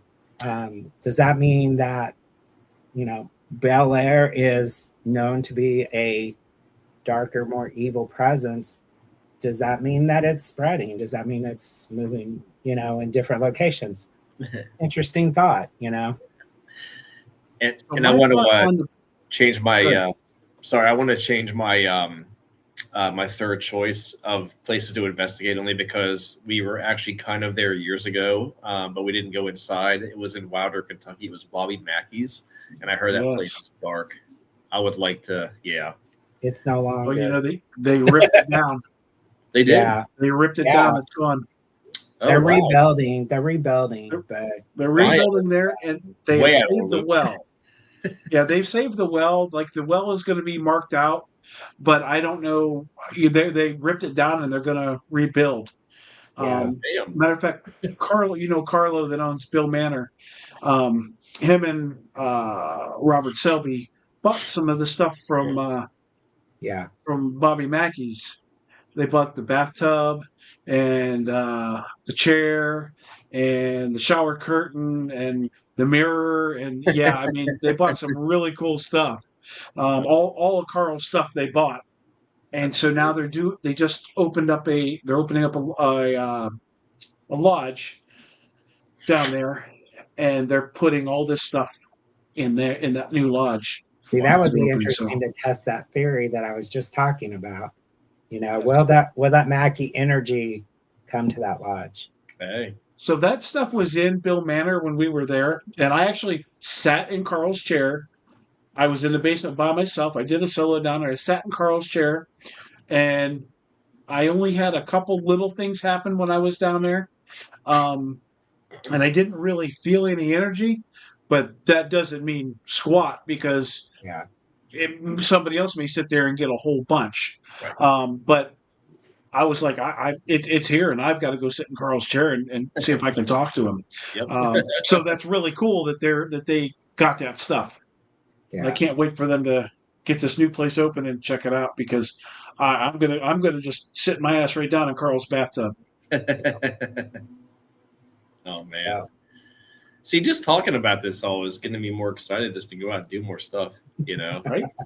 Right. It's because, like, I think it's the passions that other people have when it comes to this type of field. I'm like, damn it. I just like, for me, it's the interactions. Like, you know, one thing I can say is, like, I went live once at ISS, and I was just walking through the nursing home part, middle of the day. We weren't even investigating yet. I'm just wandering through, and I'm just talking to myself, and I'm just like, you know, this looks pretty cool. And there was this one room that was set up different from the other rooms, and I was just like, oh, that's a neat layout. That's something different. And I had the spirit box going, and these spirits were just replying. They were giving me their opinions, and it was like you were having the total conversation with like 2 or 3 people there. And you know, I love those interactions, you know, when it's just regular talk. And you don't, I find that those are the most relevant. Like you can sit there and go, you know, is there anyone here? Is there this? Is there, you know, how many of us are there? Those questions can get so, I mean, we ask them, but they just get so overbearing. So when you can do just a regular conversation, and I can, another one that's funny is Madison. I was doing a walkthrough, and it was during the convention. This was the first time I was there, and I'm walking through doing the same thing. I'm just talking, and I go into the kitchen section, and I'm like, I just started going, "Mom's little baby love, shortening, shortening," and all of a sudden the speaker box is like, "Oh God!" It was so funny. But I mean, those just crack me up because it's like, and that makes you know that they're like regular people. They're just Great, man. same old, same old. It's not, it's not anything. Yeah, and I think that kind of humanizes them to where the scary isn't always so scary because it's just like a person, which I guess people can be pretty scary. So I don't know. There's two sides of that. Well, I think There are a lot of scary people out there. Oh, exactly. It's like with you go to a place and you're trying to capture a ghost. All they are is just people we just can't see, and they're just trying to interact. It's like this, going to a party with a bunch of people you never met before. But there's always that one that's going to give you trouble. There's always that one you got to watch out for. Who always likes to cause a ruckus. And you're like, what if I'm going to get scratched, or if I'm going to get my drink knocked over, or Oh, don't knock over my drink, man. It's on. Get me wound up. Oh man, it's like, what's really funny too, like going back to what Troy and I said earlier, how we saw that shadow figure. That was, any normal person would have been freaked out by, but it was one of the most fascinating things. And now I want to see another one. Yes, but in a much more open area, because there was a lot of but like it's like, Phil, don't like play with the devil too much because it might bite you back. I guarantee if I see one of stuff, I'd probably be booking it the other way. Like, but you never know. Yeah. So Steel City always plays these what if games or would you rather games, right? Would you rather see a shadow person in a creepy basement, or see I don't know, whatever. And they're always really good questions, and my answer is always both. I want both of them, right? Yeah. And so Deborah just said the Reliquary. You guys obviously haven't been to the Reliquary yet. It's called the Reliquary at St. John's, and it's up near Mercer in Fredonia, PA. And it's owned by the Blue Bodie. And it's an old German immigrant church. And it is wild. Nice. Wow. We investigated there one night, and there were supposed to be 22 of us, I think, going. And it was one of these collabs. I mean, like, everybody's coming, right? Well, something happened, and somebody couldn't come, and somebody else couldn't come. So I think there was 18 of us there. And people came and left throughout the night. But, like, there was two ladies that were actually chased up the basement stairs by something. Like, they were right on their tails, and they ran up the steps, and they were right after them. Another guy, Ken and Sue, right? I know you know Ken and Sue. So Ken and Sue are there, and Ken has a cassette recorder, and a microphone, and he had it set downstairs. And they had went to grab something to eat after investigating. They came back and tell them about, the ladies that were just chased up the steps and so on and so on. And they're like, great, our recorder's still downstairs, so we got to go down and get our recorder. So Ken goes down the back steps there, and he's picking up his recorder. And behind him, he hears something that maybe sounded like a growl. Oh. Then he heard some footsteps. And then he heard what sounded like something charging him.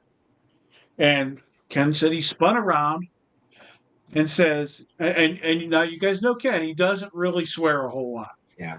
True. Get back. And it kept coming. And he said, get the fuck back. And it stopped. Wow. Holy and I believe he has this all on that recorder. Wow. And they were done for the night, right? So I told you there was 18 of us there. Everybody left. One kid drove from Gettysburg out there, investigated after working all day. It was like, nope, and drove back to Gettysburg. There were 4 of us that stayed the night. Holy Wow. shit. Me, Deborah, our teammate Mark, and his daughter Jordan. We stayed there overnight. That's Wow. fun. Nobody else was like, nope, we're not doing it. It was dark. It was heavy. And we've been there a couple of times. Another time we went with Susan Skills. She called us Yes. and like my whole team kind of like flaked on me. Can you guys want to come out and investigate? We're like, yeah, we'll be right there. So we zipped out there and we were investigating a little bit, and it was on the colder side. And so we went into the safe area that was a little bit warmer. The damn electric fireplace wouldn't come on, so it wasn't a lot warmer, but it's a little bit warmer. We're sitting there talking, and there's a set of French doors that kind of go out to the church part. And we're sitting there talking, and I see somebody come down the steps from upstairs and walk through there and go into the church. And I'm like, who the hell is that? So I jump up and I run after him like anybody would do. And they're like, what are you doing? I'm like, somebody's in here. Well, I went after him and there's nobody there. And so we're standing outside those doors talking. And we're standing for maybe 2 or 3 minutes trying to figure out, was there somebody here? You know, and I know what I saw. Clear as bell, I saw somebody walk through there. And as we're standing there talking, we hear this growl. And it comes from like right next to my head. And I heard it. And I just started looking at both of them. And they're like, what was that? And I'm like, that wasn't my stomach. And they're like, that wasn't my stomach. I'm like, it was right here in my ear. I heard it. So that was pretty wild. I mean, the place is really dark. Yeah. Somebody else, Road trip. and I think it was Damien. Damien from 27 Spirits has the exact same growl caught on camera in the same place. And I'm like, holy crap. So if you ever get to go to the Reliquary, Yeah. check it out. That sounds. Yeah. That'd be cool. Incredible place. Very, very dark. Very dark. But it was. Me and Mark walked up from the basement, and we was in the sanctuary, heading through one door, out the other door, and there were 2 balls at the front of the sanctuary. But there was like a carpet strip. You know those little carpet strips with the nails on them? Yeah. There's a carpet strip sitting there, and the balls are sitting before it. As we're walking toward the door, all of a sudden a ball rolls past us. I'm like, what the hell was that? No. And so we're talking, and Mark's like, oh, we had to have kicked it. I said, Mark, if we kicked that ball, don't you think it would be in front of us and not coming from behind us? He's like, yeah, I guess that kind of makes sense. And we're looking around, and we could not figure out how that ball got over that ledge, right? It had to have been pushed. Well, somebody else since then had the exact same thing happen to them. Wow. That's nuts, man. Yeah, that whole place is, Deborah said that was terrifying. But it's really dark, really freaking dark. I stood up on the stage where whatever you call it, where the preacher was, and there's a big Bible, and I opened it and I just started reading from the Bible. I'm an ordained minister, and I just started reading from the Bible, just trying to see if I could stir something up. Yeah. Maybe I shouldn't have really tried to stir. I don't know. Cindy says, "Hey, Phil." Oh, hey, Cindy. Miss you. We get to see Cindy this weekend. Lucky. He's a sweetheart. We are going to the Sutton Houghton Fest in Sutton, West Virginia. Oh. Okay.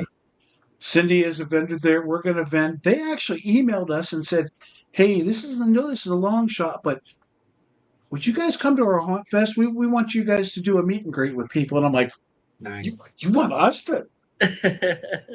We're not doing anything yet. We'll come, Yeah. But like for somebody to reach out and say, can you guys come? Like, yeah, we'll go. And of course, we were talking about going anyway, just to check everything out. Because we didn't get an FCI. We didn't even try. We didn't think about it. Yeah. We dropped the ball on that. But because all of our friends are going to FCI, but we were just going to maybe go and check this out. And then they invited us. I'm like, how can you not? Yeah. Oh. Deborah said, I think Phil and Troy should investigate the Ross house with us in September. Troy, let's do it, man. That's a possibility. Yeah. We'll have to see if we can set that up, Cindy. Yeah. Yeah, I love going out there, and Cindy's awesome. Oh, she's a sweetheart. She really Yes. is. True story. I bought my dining room table from there. Uh-huh. Did you? Too. Yeah. Nice. Go on a ghost hunt and come back with furniture. Such a jump too. I love it. It's a nice one too. Well, I mean, look, if it works, it works, right? Yes. And you know what we've I been also have to rough realize too, like with ghost hunting, you can do it as often as you want, as rare as you want. It's always going to be there. It's always going to be there. It's just going back to what you said, like how you've done like 44 investigations. That's freaking awesome, because that's the great thing. As long as the place is still there, you have all the time in the world. Right. Like, yeah, man. So here's something I want to ask you guys. I ask this to a lot of people, and I get a lot of different answers to it. And then I'll tell you my thoughts on it. Cemeteries, do you believe they're haunted? Yes. Yes, because we have been to one, and we've actually gotten. It was one of those where we had the conversations, and we were getting all kinds of replies. This was actually in Ohio, Pile. Yes. Okay. Beautiful place too. Beautiful. Yeah. Just a cemetery out in the middle of nowhere. Yeah. And we just stopped and got the spirit box out and walked around. Dang. Thank you, Jennifer. Appreciate you stopping. Thank So you, Jennifer. why do you think that cemeteries become haunted? I mean, obviously they are the resting place for the deceased. But only the body. They didn't die there, right? They didn't die there, and the body's only a vessel, really. Like, so when you're done with it, you don't need it anymore. Yeah. I don't plan on following my body around. Yeah, I mean, there's a method to my madness, but I just want to know what you think. I go by my theory. So my theory is that you can haunt multiple places. I've always thought, like, where your childhood house is and you grew up as a child, your child self is still there. Like, your energy as a child is still there. Mm-hmm. So you as a child could be haunting that place right now. Even though you're alive, you could still be haunting it. Because it's all about energy. Mm-hmm. So when if you think of, and that's kind of my theory, because a lot of people come to me and they're like, well, if you die and you go to heaven, how can you be here? And that's kind of where I feel like there's parts of you that do stay, or, almost like a thumbprint, wherever you go. And so I would say, yes, it's possible in the cemetery, because that's just a part of you. Where we came from is we were like, oh, wow, this stone is really pretty. We really like this stone. And we would get a thank you, or, we would get, stuff like that. I remember one was it was a motorcycle. They had a motorcycle on it. Oh, yeah. And we were like, oh, that's so awesome. And it was, it was like very proud spirit coming through that was just, acknowledging that. Yeah. So I do. And I've also seen a video that really I found interesting, is where I don't remember the guy's name, but he goes out and he cleans tombstones. Yes. He will bring his spirit box out and he gets thank yous and all kinds of responses and stuff. So that's another reason I would agree with that, because I truly feel that his videos were pretty legit. I do too. I follow him on TikTok, and I think it's marvelous. So here's my thought on cemeteries, and in general. First of all, how many people talk to spirits? Not a lot, right? I mean, in the scope of the world, not a lot. If I walk out in the middle of the street every day and I talk to spirits, and I just talk, hey, is anybody here? Other than the neighbors look at me like I'm a nutcase. I'm just, hey, is anybody around? Does anybody want to talk? Spirits are going to hear me, right? And they're going to start gathering. So if I do that every day and I do that for a year, I bet you most of the neighbors won't come out on the street anymore, right? Because we're going to gather spirits. And so my thought process is, if you go to a cemetery, the reason that you're there is because you've lost somebody, right?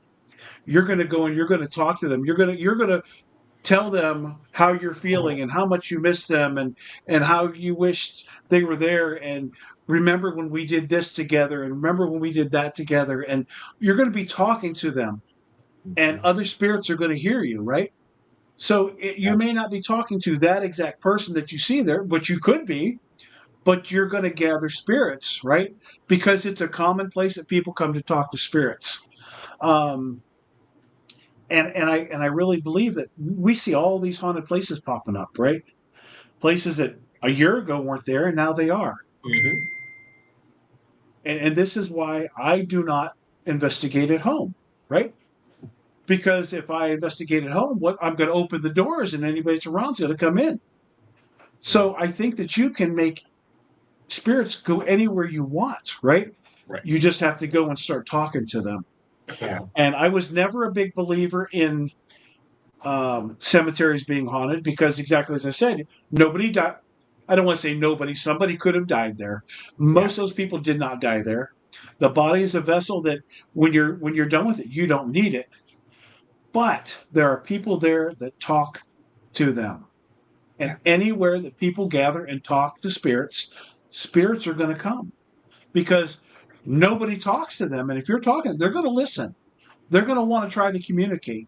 So to me, this is why we have haunted cemeteries and haunted buildings and whatsoever, because people go and will talk to the spirits. Right. Yeah. And they're hungry for communication.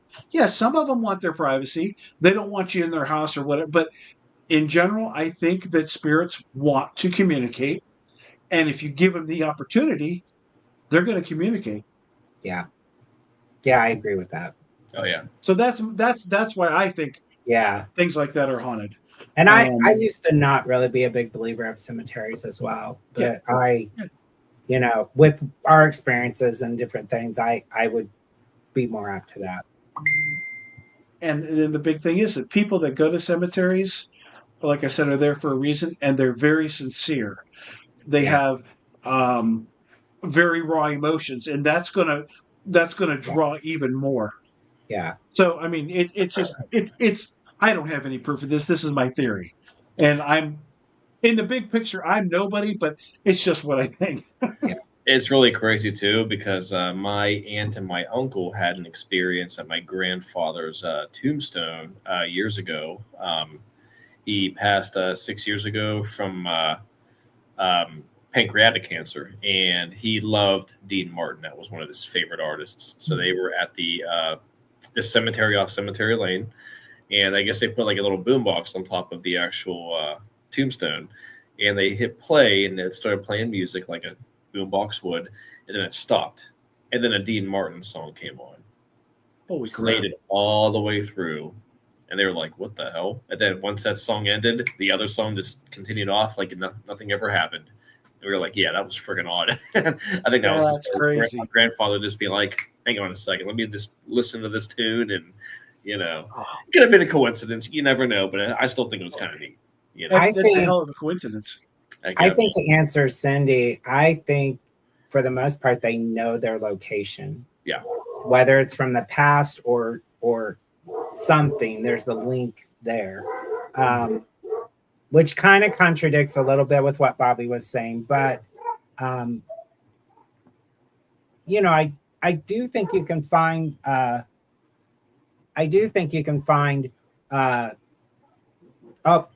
I've got to go on that. 1 second. I will be right back. Somebody is knocking on my door. Uh-oh.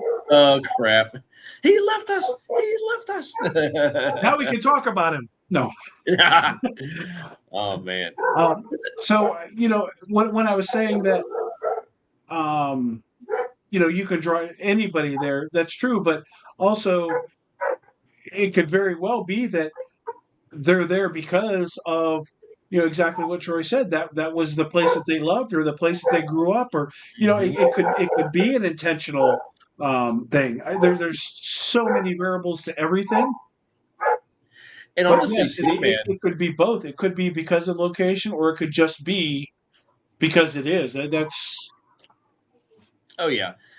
You know, it's really funny too. Like, I even think, like, going back to the whole cemetery thing, like, even like the vessels could still have like leftover residual energy, you know, and that could still be kind of like floating around a little bit too. And you know, and obviously, you know, the cemeteries are meant to be peaceful, you know, and yes, I've gotten kind of heebie-jeebie there before too, because it's a cemetery, especially if you're not familiar yes, with the area, kind of thing, you know. Um, yes. but I do think like residuals can happen more often than we think they do. You know, it's, you know, I think we ourselves leave so much energy around, you know, and then whenever somebody passes on, and you know, where were they last at? You know, did they Right. leave anything behind, kind of thing too. Yep. And it's funny, like I'm gonna see if there's any cemeteries around where I live at, since I'm in Bellevue now, and just kind of like do some investigating a little bit too, just to kind of see what I can come up with, because they're Yeah. beautiful. I mean, even the one that Troy and I went to in Ohio, like we were having some really just decent conversations. I mean, yeah, it was nice. It's like I said, it's all just also based on how you approach things too. You know, if you're like a Yes. total dick, then you know you might not get the responses that you want. But if you're like, you know, going in there with like the most respectable, easygoing attitude, and they're like, "Oh, all right, you don't seem so bad after all," kind of thing. Yep. Oh yeah, I agree with that, bro. They're very Phil and I have actually said many times of going out camping, like do a camping trip and actually just go out in the woods and do either Estes or spare box Let me out know, in the man. woods. I'm down with that. And because you know the forest and the woods, like the deep forest, there's energy there too. Mhm. And you know, it'd be interesting to see how that energy coincides with And what we also, do. you don't know what was there 150 years ago, right? I Right. mean, there could have been somebody's house there that is now just trees. Yep. You know, so there's bound to be something. And The again, other I one think I've that another sorry. no, you're Another one fine, I've always thought about is a log cabin. A log cabin used to be a living thing. right? You know, what kind of things could carry with that? Those are some things that I've always wondered that crossed my mind. Oh yeah.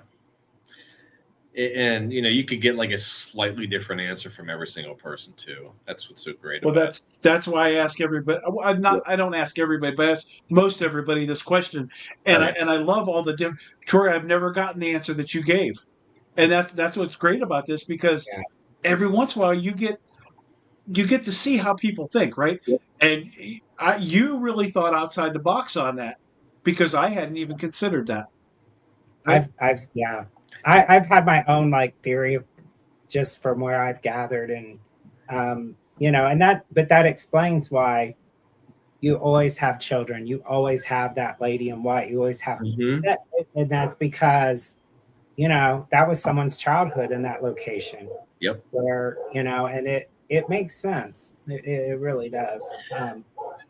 And something just popped in my head too, and this is actually something that we discussed prior, about the whole like Estes method and how you're hearing things, and if you're able to like record what you're hearing coming through the headphones. My one buddy, he doesn't really do the paranormal much, but he even said that like it'd be really cool to, you know, post like a audio thing on Facebook and just ask anybody, tell me guys, what do you hear? And don't shout anything out. Keep it to yourself. I guarantee you, you'll have so many people that have so many different, you know, answers to that, because all of us hear things differently. All of Yep. us will see things differently. Your eyes could play tricks on you. Your ears could play tricks on you. You know, there's so much out there that like it's such a cluster, you know, and yeah, so I think it's kind of neat to even do something like that as well, just to kind of get a different perspective every single time. It's like playing that one phone game where you have like a line of people, you Yep. know, and you say something, and the first person says something, and then the very last person says something completely different, you know. So we don't watch a lot of YouTubers do paranormal stuff, but we have three main ones. Mhm. We watch the Foreman brothers. Nice, I think they're the best of the best. wonderful people. I think they do it right, and I'm totally on board with what they do. Um, we watch Paranormal Quest. Awesome guys. They're great guys. I actually have their XLS. I won it in a raffle. We met them at Green Nice. County, and I won the XLS for $40 worth of tickets. Nice. They autographed it all. Good guys. And we watch them, and we watch Project Fear. Oh yeah. They're a little over the top, but I like to watch them. They're entertaining. They're fun. But when they play back their digital recorders, Deb and I sit here and we close our eyes and we just listen. And 9 times out of 10, we come up with something different than what they came up with, but we come up with something different than what each other had. Mm-hmm. Yeah. Yep. And it's just really funny that you can hear the same thing, but you hear it totally different. Yeah. And maybe none of us are right. Oh, I think I'm lagging a little bit. We'll catch up. Mustard. Oh, he's really lagging. Oh, did he freeze again? He's frozen. Oh. Let it go. Let it go. Oh no, not that kind of frozen. Oh, I don't know what happened there. I think I froze or something like that. Yes, you did. Damn it. And I sang "Let It Go" from Frozen to you because you were frozen. Oh no, but what you were saying about that, how you and your friend had like totally different, like, you know, you heard 2 totally different things. Because I think even like a lot of like words that we say, if you say them at like a certain speed or a certain volume, they can sound so similar, even though it could be completely different, you know? Yeah. So I could definitely agree with you on that. Yep. Oh yeah. So Cindy said they did an experiment called the haunted meditation. They were not allowed to talk afterwards, but they wrote things down, and the results are hanging in the house. I like that idea. Yeah. I really like that idea. Now, we've done one where we wrote down a word and tried to get the spirits to say those words. Oh yeah. It Where was that at? was something like that. Troy, where was that at? I can't remember. Maybe Monroe House. That was Mikey. Mikey. Yeah. Kind of did that. Yeah. But it didn't. I don't remember how it went. I think once we wrote it down, we didn't go back to it. But we tried. So the first time, I think it was the first time I went to the Octagon House. You guys know Mike Mowry. Oh yeah. Yeah. Wonderful. So he took us there. The first time we went with him. We actually took Mike there for the first time. Oh That yeah. Yeah, he investigated with us. It was That was one of his. That was the first time we investigated with him. That's awesome. So I go through the house and I just walk around the house. I always go in by myself, walk around, talk to the spirits. Hey, this is Nacho. I'm here. I just want to talk to you. We're gonna investigate tonight. We like you. You know, the whole 9 yards. And as I'm walking around, I'm like, I'd like to give you guys a word tonight, and if you could tell this word back to me at the end of the night, I'd really appreciate it. Now, I wasn't smart enough to record it or write it down anywhere. Actually, I think I wrote it down. Actually, I did. I wrote it down on a piece of paper, and I put it in the drawer at the hotel. So I wrote it down, and I didn't tell anybody I was doing it. And I walked around the house and asked them to say this word. And the word was Verona, right? That's where we live. There is no reason this word should accidentally come up. So we go through the whole night, and, you know, I've always got in the back of my head, I'm going to hear this word tonight, and nothing. Absolutely nothing. So we're doing a double Estes. I'm upstairs. Mike Mowry's downstairs. And this whole thing's going on, and they tell me all this afterwards. But, like, this is when we met Brian Cash and Megan Clare that night.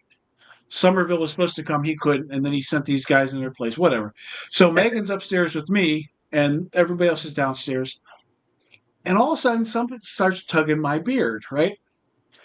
And I'm thinking, I don't know this girl from anybody. I met her 10 minutes ago. I'm like, if this chick is pulling my beard, this is really freaking weird. I don't like people to touch me anyway, but this is just like weird. So I'm going like this, you know, kind of like putting my arm out to make sure that it's not her. And she's probably thinking, what is wrong with this maniac? And I'm like, somebody's pulling my beard. And I'm, just trying to verify that it's not her or it is her. Nothing. So they're telling me afterwards that as I was pulling my beard, Mike Mowry would say, beard. Oh, And then, wow. and then Deb was like, stop, you're not allowed to touch him. Stop touching him. And a few minutes later, Mike Mowry's like, somebody's pulling my beard. What the hell, right? So we're going along, and all of a sudden, I get the word Verona in my headset. And I'm so blown away. I ripped my headset off, and I ripped the blindfold off, and I'm like, holy shit, they said my word. I gave them a word, and they said Verona. And actually, that's what I had. I had the S box that was recording it. And I'm like, this is so freaking cool. Mike Mowry is still under the Estes method, right? Can't hear a thing that's going on. He says, there, I said it. Oh. What? Holy crap. Wow. What? Dude. That was amazing. Wow. Yeah. Oh, Lord. That was amazing. But they were pulling my beard. He said beard. Then they were pulling his beard when they were told to stop pulling my beard. I mean, the whole thing was just crazy. Wow. But when I said, and again, I didn't tell anybody I was doing this, so I could have just pulled my thing off and said, oh, I told them to say this. But then Mike Mowry says, there, I said it. I'm like, oh my God. That's awesome. Holy crap, that's great. And from that minute on, I was hooked on the Octagon. Oh, Yeah. That place is awesome. I think we've investigated there 9 times now. Wow. I laughed because the night Jen was there that night, and everybody was upstairs. This was that first time. I don't think you were there again, Phil. Yeah. We were upstairs. They were upstairs, and they're like, "Now you guys go in 2 separate rooms. You go in different rooms and do the essays." Neither one of us would do it, so we went in together. But we told them we were in separate rooms, and we still had there was something walking around us, and we're just it was creepy, but it was funny because me and her were just like, no, we're not. Now, the time that Phil went, we didn't have a whole lot that night. No, it was quiet that night. Which was different. Yeah, we still had we fun. were so souped up from the first time. Yeah. I think Mike Mowry had his beard tugged a little bit too. I think we had Westies methods going on, and I mean it was a good night. It was fun. Yeah. But like Troy mentioned, not a whole lot of activity. I mean, you never guarantee to have anything happen whenever you get to a place. If it happens, it happens. If it don't, it don't. That's why I always tell people, don't expect shit. Just go in there just go in, and if it happens, it happens. It's like a movie. Yep. You walk into a film, you're not expected to love it. Right. That's the mystery and the excitement about the whole thing too. And you never know. I've been that way too. It's like, oh, it was boring as hell. And then the next group was like, I don't know what happened to you, but we had so much shit happening. Guess it just was one of those nights, Yeah, I mean, we've had, you never know what you're, like you said, you never know what you're going to get. Yep. But if you go in not expecting anything, that's probably what you're going to get. Yeah, I mean, we've been to, I could name several places we've been to where nothing's happened, and they're very notable locations that, there's stuff there. You just didn't get it that night. Yeah. It just depends. And it doesn't mean nothing happened. It just means you didn't see it. Bingo. Right. Exactly. That's a lot of it too. Even ghosting them yet off. Yeah. But I always like, the architecture, these old houses, that way you'll see the old wallpaper on there, or, the Octagon, the architecture is beautiful in there. It's amazing. And I just remember that all of that, and the spiral staircase, and has he ever told you about the secret room? Yes. Yeah. And I'm trying to convince him to open it up, and he will not do it. Oh. I'm like, dude, well, you're going to open that up, and you're going to find enough money to completely restore the entire Octagon house. there's and I think the story to that is it was part of the Underground Railroad, which is, that's fascinating, that history. And same way with, especially my love in the day is like these old prisons and the like ISS and all these, where there's so much history and there's so much to see even during the day. If you don't get anything, which it's probably close to impossible to not get anything at those locations, but there's so much there. Yes. Another place we've been to, Crescent Prison is, that place is just amazing to go through during the day. Oh my God, yeah, it's huge too, man. Like you need a lot of time to navigate everywhere, literally.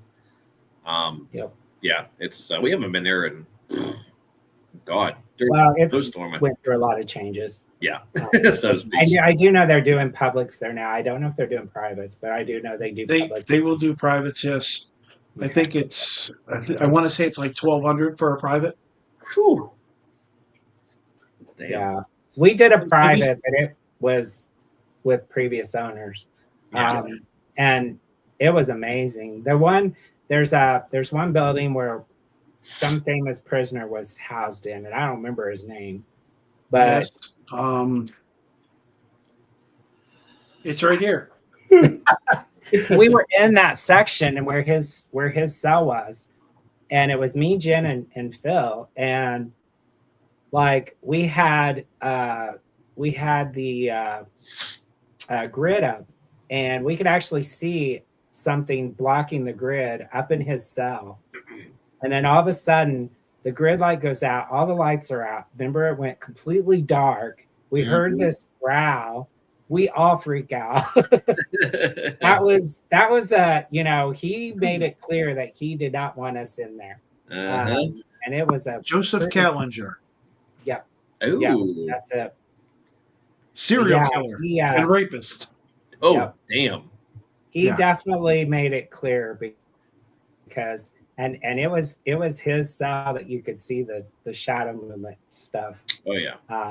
And it was pretty wild. That was one of the first investigations I did with you guys. And that was one of the first ones we really I know it's one of the first times that Phil really got something that heavy, because you freaked out a little bit on that. Oh, I did. I'm not gonna lie. I will let you know if it was just everything happened, so just all at once. Everything happened. Oh yeah, it's there have been many situations where I've actually freaked the heck out. I'll actually bring up one. Whenever we, with our former team, we went to Pickle Jar Antiques. Troy, I think you were with us. Oh yes, and we were in the basement of this place. Massive place. It's in Rochester, Pennsylvania, and we were doing a S-Box session, not a SD's method or session or anything, but I was sitting on like a plastic chair. There was like a little like slanted path down to the actual basement part. There's like 3 sections, and this woman was standing across from me, standing up, and she was one of the people that worked there. And then Mikey was doing a question and answer session with his Xbox, and it was dark as can be. You couldn't see a foot in front of you. So I had my camcorder facing him. I don't know what he asked, but I heard like a loud bang right in front of me, like somebody just got thrown through a table. I jolted, because that's what you do whenever it's pitch black. Freaked the hell out of me. So I quickly panned my camera over, and Mikey's like, "Oh shit!" And apparently the girl that worked there got yanked. And it was fucking terrifying. And of course I went into like a freak out moment, like we should probably get out of here. And then Mike was like, or we can investigate, that's what we're here for. And it was just one of those moments where you don't think logically, but it was creepy. And we had a lot of stuff happen at that place. A lot of stuff. And what's crazy about it is about a week after we investigated, the place burned down. The irony of that, it's like, it's like we got there, and then all of a sudden we left, and they're like, Yeah, Yeah, it was insane. But there was a lot of history came up, a lot of residual. There was, so the top of it was a brothel. Yep. There was a speakeasy and brothel that was in the top of it, and the rooms almost like an octagon, but there was rooms, and all the rooms had numbers on them that were there from back then. And there was a poker game, and there was a fight that's documented. There was a fight, and one guy shot the other guy, and we actually we brought playing cards, and we were faking it, and all of a sudden you heard, I forget what it was. We heard some things, and then there was a shotgun in the spirit box, and it was like it was all playing out, and it was pretty wild. And then later on, we got what sounded, it was like a bunch of men and women, and it basically sounded like they were raping this girl, and she's screaming in the spirit box, and you could just hear like the guys were going, I'm next, you can take it. And I mean, it was just very graphic, very verbal. I started crying. It like I could feel the energy from it. I walked away. It was. Me and Troy get so emotional during that whole thing. That was one of the worst things to listen to in that spirit box. It was rough. But it was, it was. You could tell it was a rough place back then. Yeah. But it's funny because I'm sitting here talking to you guys. I don't know if you just saw me turning around. Oh yeah. So Deb is upstairs and she's texting me now. I was sitting here, and my headphone like moved back off my ear. Oh. I'm like, that was weird. So then I kind of adjusted it, and it did it again. And I'm like, what the hell? And that's when I turned around and looked, and there's nothing behind me, obviously. And then the third time, it was my hair. Somebody's pulling my hair. Wow. So she texts me. She's like, "Are you okay?" And I was not even like going to say anything, but she saw, and I could not. And I'm like, I noticed you turned, because I was going to say something like, "Are the dolls? Jealous?" I thought maybe the cat ball would be going off or something. Yeah. Like twice, the headphone completely moved back, maybe a half an inch off my ear. Wow. And I'm like, what the hell? And I checked to make sure that like the wire's in front of me. So it's not like I got it caught on the chair or something. And I'm like, well, maybe I got my arm around it or something. And it's just dangling here. So, I mean, and I've got lots of cord. So there's like not even tight on. And then my hair got pulled, and I'm like, what the hell? What's going on? Oh, man. That was just, and she's texting me, are you okay? That's funny. That is so funny. I noticed it because I was going to make a funny joke about it. But they don't normally touch. Like they like to disconnect the camera or the microphone. Like my camera will just go off, and then I have to leave the chat and come back. But they don't normally touch anybody. And maybe, I don't know, maybe it was my imagination, but I didn't imagine the damn. And I'm going to go back and watch this. See, if I have my head like this, I can't see this side of the headphone anyway. Yeah. But I'm going to go back and watch to see if I can see it move, because it definitely. I don't think your cord did, but I mean, I wasn't paying that much. I didn't. That's funny. Yeah. Shit. Can happen anywhere, man. Deb's not going to sleep tonight. Oh, the joys of being an investigator. This shit happens all the damn time, man. When I'm getting another doll this weekend from Cindy. There's a doll that's at the Ross house. She does not claim for it to be haunted. It's purely because it's a doll from the Ross house. I'm taking it, but I'm gonna find out. She'll go on my shelf. There's a couple at Ross now. There's a couple at Ross. There's one leg peg. And in that middle room, I haven't been there for a long time. She may have moved them, but in that middle room where the glass curio cabinet is, there's one that was at the bottom. That was it had a very dark vibe to it. And it was, I forget what it looked like, but it just had a weird energy to it. You could just feel it.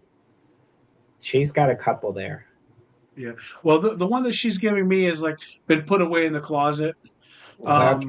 And she just is cleaning up. And I said a couple months ago I wanted to get her, and we were supposed to, go down and meet her for lunch or whatever. We haven't done that yet, but I don't know.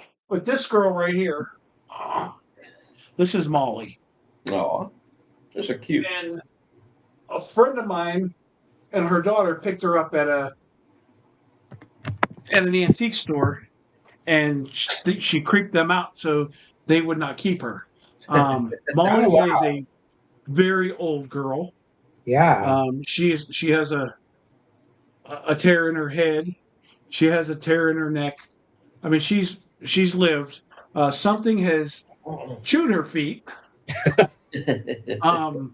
But she is very old, and she's wonderful. She's just a sweetheart, and I love her to death.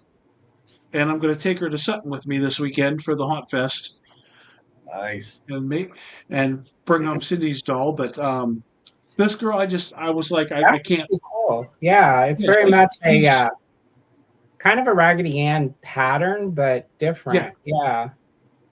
And I truly believe she's homemade. I mean, she's not a mass-made doll. I think that somebody made her, and but she's an old gal, but she's really not in bad condition. I mean, she's got, like I said, she's got a couple tears, and also something ate her feet, ate her shoes off her feet. But but she's a sweetheart. And Tommy, I've got little Tommy up here. He was my first haunted doll. Okay. I bought him from Stephanie Pritz. Tomorrow I'll be 58 years old, okay? Happy birthday. I was 57 when I bought this doll. And I'm like, you're 57 years old. What in the hell are you doing buying a doll? But I bought Tommy. I bought him online. He was like, I did not buy him. I adopted him. He was like $15 to adopt, and she sent him to me. And the day that I got him, we took him to OSR. And then we went to Johnstown last year for the Cryptid Festival, and the ladies from the Doss House were there. And I adopted Samantha there.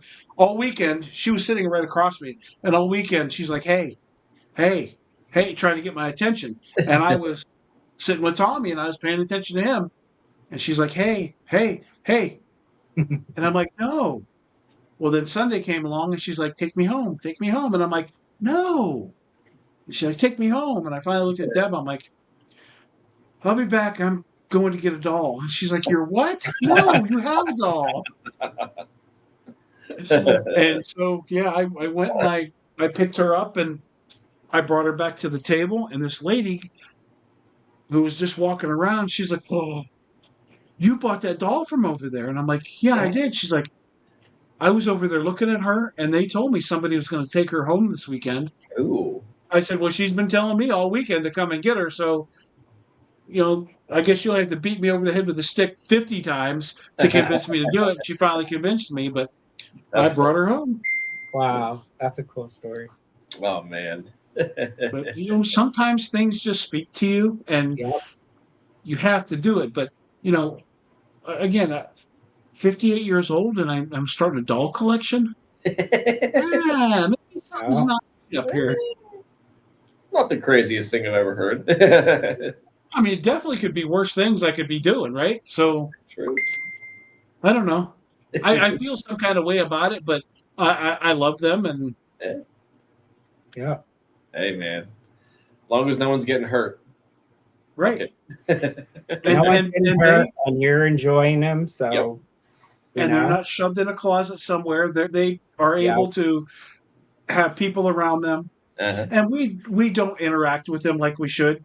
And I'll be the first one to admit that. When I say we, I mean me. I do not expect Deborah to interact with them. They're my adoptees, and it's my job, not hers. But at least when I do the podcast, they do get some attention. Yes. And sometimes they give attention back. Do you know Jay Blackburn? Oh, yeah. Yes. Great guy. So Dr. J, I had Dr. J on the podcast one night. There was I forget who else was on it. There was 4 of us on it, and we're talking, and every time somebody would state something factual, cat ball would go off with her. Just Oh, wow. if you stated a fact, that wall behind you is white, the cat ball went off. And we were talking about the multiverse and all this stuff with Jay, and he would make a statement, and the cat ball would go off, and he's like, "The cat ball behind you is going off." And this did this all night long. So Ryan from Trap Souls, he was the one leading the podcast. He recorded it. I said, "Can you go back and cut out all the times that when we're talking that?" And he did, and he put it in one video for me. And it's crazy that if you stated a fact that night, she was agreeing with us. Oh, It was just mind blowing. that's insane. Yeah, Jay's a wonderful guy. Great guy. I really am. I enjoy hanging out with him and his team. They're one of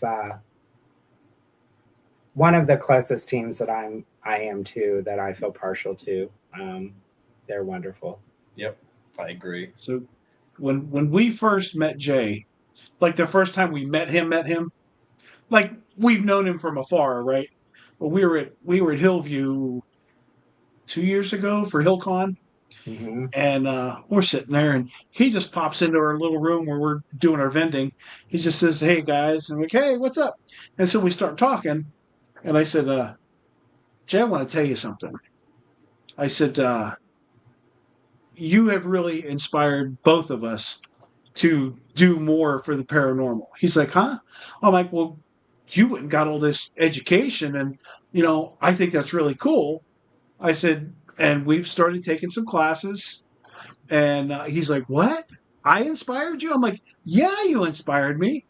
I said, "We're taking these classes so that, we can learn more."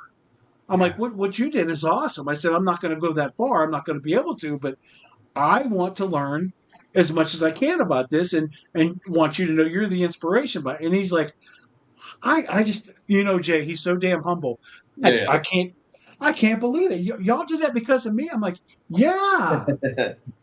I said, we went online, and we're finding people that do classes, and we signed up, and we've got 6 or 7 degrees from these different classes. And he's like, "That is really cool that y'all did that." Oh. Because of me. I'm like, "Yes, because of you."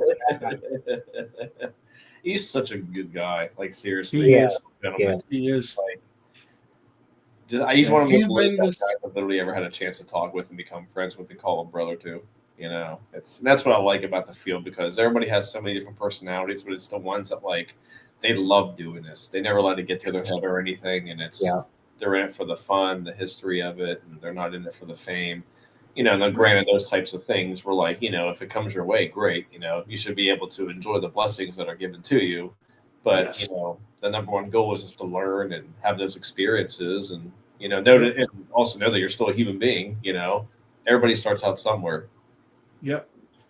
Yep. And I don't ever want to be famous for this, right? I don't want to be Zach Bagans, right? If it happened, I would gladly take it and run with it, but that's not my goal. Exactly. I want to learn about the spirits. I want to learn the history of these buildings, and I want to see all these buildings go on for the spirits that are in them.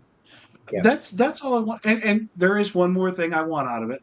I want to meet people and have lifelong friends, right? Like you guys. It's all about the community after the buildings and the spirits, right? And I don't think you can have one without the other.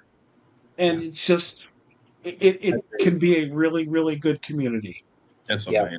It is absolutely amazing. I mean, me and Troy, we became friends 9 years ago, and we've been best friends ever since. Yep. Forever. Yeah, we got a lot closer once we started this together. Oh yeah. I mean, we were friends before, but it just kind of clicked more. Exactly. And he's been putting up with my shit for how many years now? Manny. He's not wrong about that. He's not wrong about that at all. Well, I have got to go, guys. I'm sorry. No, hey, man. No, Deborah just texted me and she's like, But- "You're almost 2.5 hours." Yeah, in." no, it's good. I've got to go, but I appreciate this. Thank you so Yes, much this for having was us incredible, on. man. And And I definitely look forward let's to do it again. Please. yes. If we get to do an investigation together, then we Yes. can have a wrap-up show, right? So I want you know, to it doesn't have to definitely. be tomorrow, obviously, but whenever you're ready, you tell us and we'll figure. I would That'd be love amazing. Ross House if I can be there, you know, physically, healthy I'll wise. carry you up and down the damn steps. I don't Okay. care. Okay. I would Whatever love to you see that happen. I want to see that happen. But that would be That'd be that awesome. would definitely be a great possibility. So yes. Well, thank you for having me. Yes. And Absolutely. Phil, Thank you for and, coming on. It was I will awesome. go off, and you guys can catch up on where I was before he came on. So Well, you have to go back later and watch the end so you can hear my other song. there we go. There we go. I will do that. I will Oh do that. man, All right, thanks, All right. Troy. Take care. Take see you, care. brother. Oh, that's funny. Oh, Oh man, yeah. that was awesome. No, dude. this was a lot of fun. Yeah. Deborah's going to talk to Cindy. We're going to see her Saturday, so we're going to see about setting something up for September. Oh, very cool. I think that would be cool. And it's so great about doing this type of stuff. This is the fact that like the paranormal community is much bigger than you would ever imagine. You know, it's like the metal community for me. You know, I'm a big heavy metal fanatic. I've been for the last 25 years. Then I fell into the paranormal, I want to say 10 years ago, and stepped back a little bit, but then got into it again, and then just meeting new teams and making friendships out of it. It is huge, dude. Yes. I'm like, and everybody does everything similar. Everybody does everything differently, but just the fact, because to me, there's no really bad way to investigate, because if you get a reaction or a response, cool. Yep. It could be the most unorthodox method, or it could be the most vanilla method, but we're all after that one goal is just to learn and just to have something fun. And plus it makes a really cool story to tell people, because I've actually I have a lot of friends, both male and female, and whenever I tell them I'm involved in the paranormal, they're like, oh, tell me more. It sparks a really good conversation, and you're like, well, now, okay. and then they tell you these experiences that they've had, and you're like, I never would have guessed you actually have this happen in your life whatsoever, man. I love it, dude. Last Saturday we were going to Parkside. They had a little Paracon up there, and Alone in the Dark was up there, and Christopher Lee Jansen and Adam Kimmel and Jeff Fent. I mean, it was a good crowd, good bunch of speakers up there. So we're going to go up and check it out. But before we went, we had to go and fax something. And so we ran over the library. Well, we didn't. We drove over the library, and Deborah ran into the library to fax something. Yeah. And she come out, and she's like, I need a business card and some stickers. And I'm like, huh? She's like, yep. And they're going to want us to come here and do a ghost talk, later this year. And I'm like, what are you doing? She's like, well, I just told them we were going, ghost hunting, and they want to know more, and they have all these questions. And I'm like, that's exactly what happens. You go somewhere and something comes up, and you do that. Yeah. Or you wear your shirt out in public, and somebody's like, oh, are you a paranormal investigator? I'm like, yeah, sure. Yeah. And they've got a million questions for you. The guys at work, tell me what happened last week. You went on investigation. Tell me what happened. You got any pictures? You got any footage? And I'm like, that's not how this works. I got to come home and get this shit together. But yeah, everybody wants to know about it, whether they truly believe or not. And honestly, too, like somebody told me this a while back, and I've carried it ever since. I think a lot of us have had experiences that we don't notice, especially if you are an unbeliever. You can always dismiss anything that you want, but something has happened to you, but you brush it off, Absolutely. And honestly, too, like I've even met people that are so against it. I'm like, it's okay to be against it, but doesn't mean it's going to go away. Right. It's still going to be here. Oh yeah, it happens everywhere. And You know, it's really funny too because the building that I live in, it's an older building and the walls are made out of cinder block. And I'm so tempted now to see if I can capture anything. I don't know why it just has that look about it. I can just see like me taking out my microphonic app and just like chilling in one of the corners, and one of my neighbors that I haven't met yet be like, "What the hell is this bald dude doing in the corner with his phone out?" I don't know. I just want to now. It's just because you just always have that inkling that something's there, you know, even if you know for a fact nothing's probably going to happen, you just think, what if, you know, because it's everywhere, man. It really is. And it always kind of makes me laugh when some of these teams are like, oh, we didn't get shit. That's going to happen. I mean, ghosts want to take a night off too, you know. They're probably sick and tired of us sometimes. They're like, oh, crap, these guys again. Yes, I'll knock twice. Yes, my name is Joe, blah, blah, blah. But, you know, that's what makes it so fun and interesting too, because you never know what's going to happen. And like Troy said, you know, we love the architecture. We love how the place looks. And I'm a visual guy. I can't sit still. I have to walk around, and otherwise I'm going to get tired. So, you know, I have a habit of just wandering around, but usually shit happens too whenever you do that because, you know, you look very, you know, curious, so to speak. Yes. You're just not sitting in like one little spot huddled up and this. Uh-oh.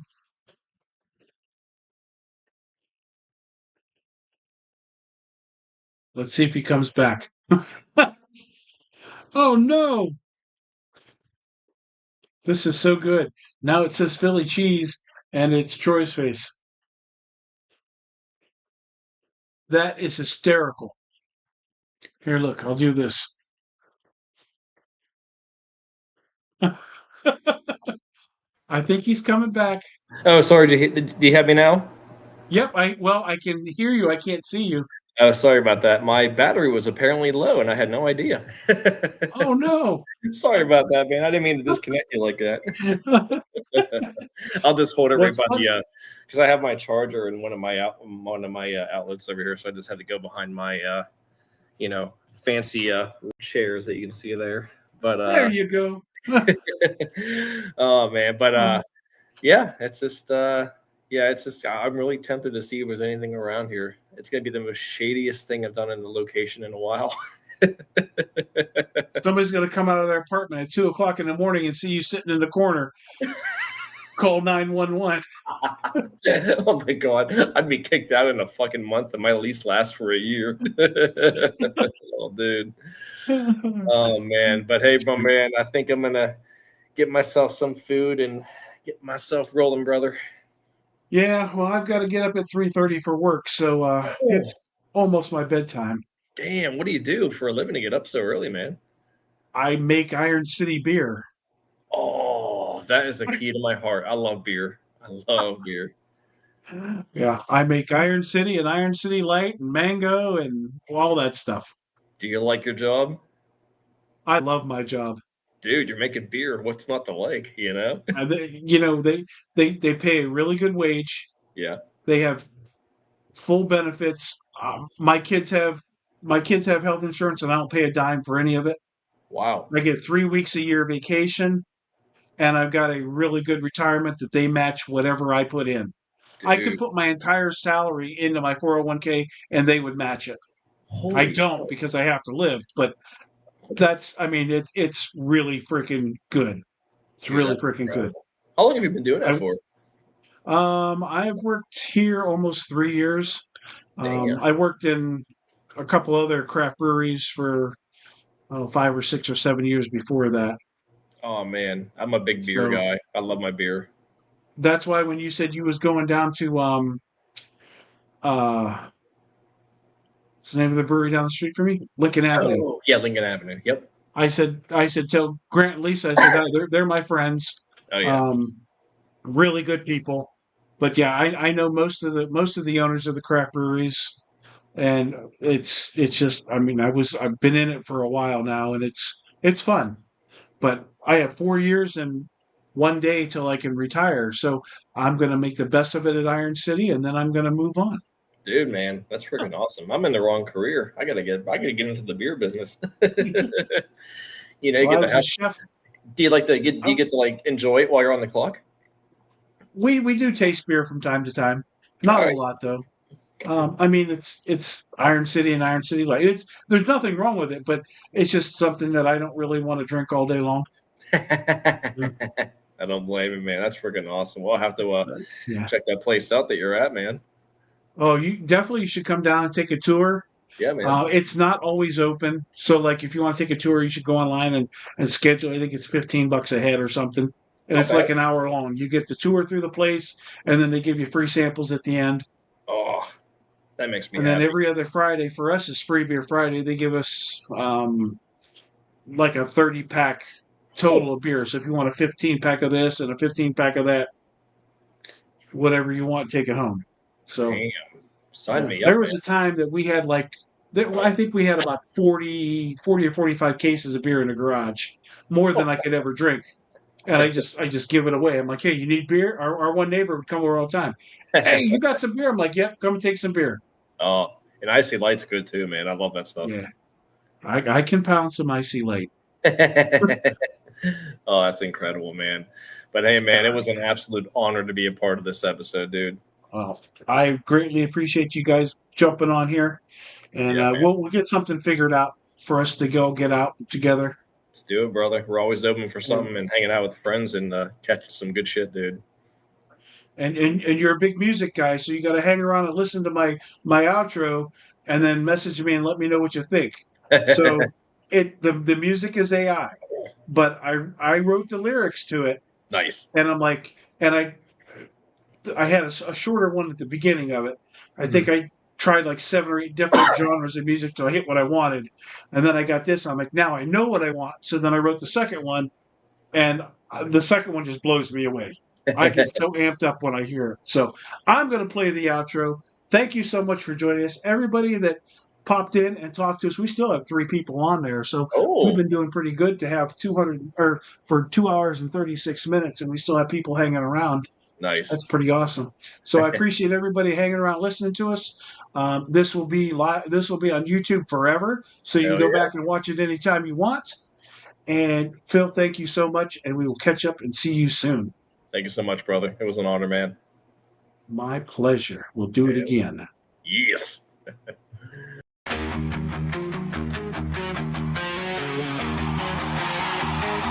You're not alone. Midnight signal breaking through the noise. Shadows got a voice. You don't got a choice. We dive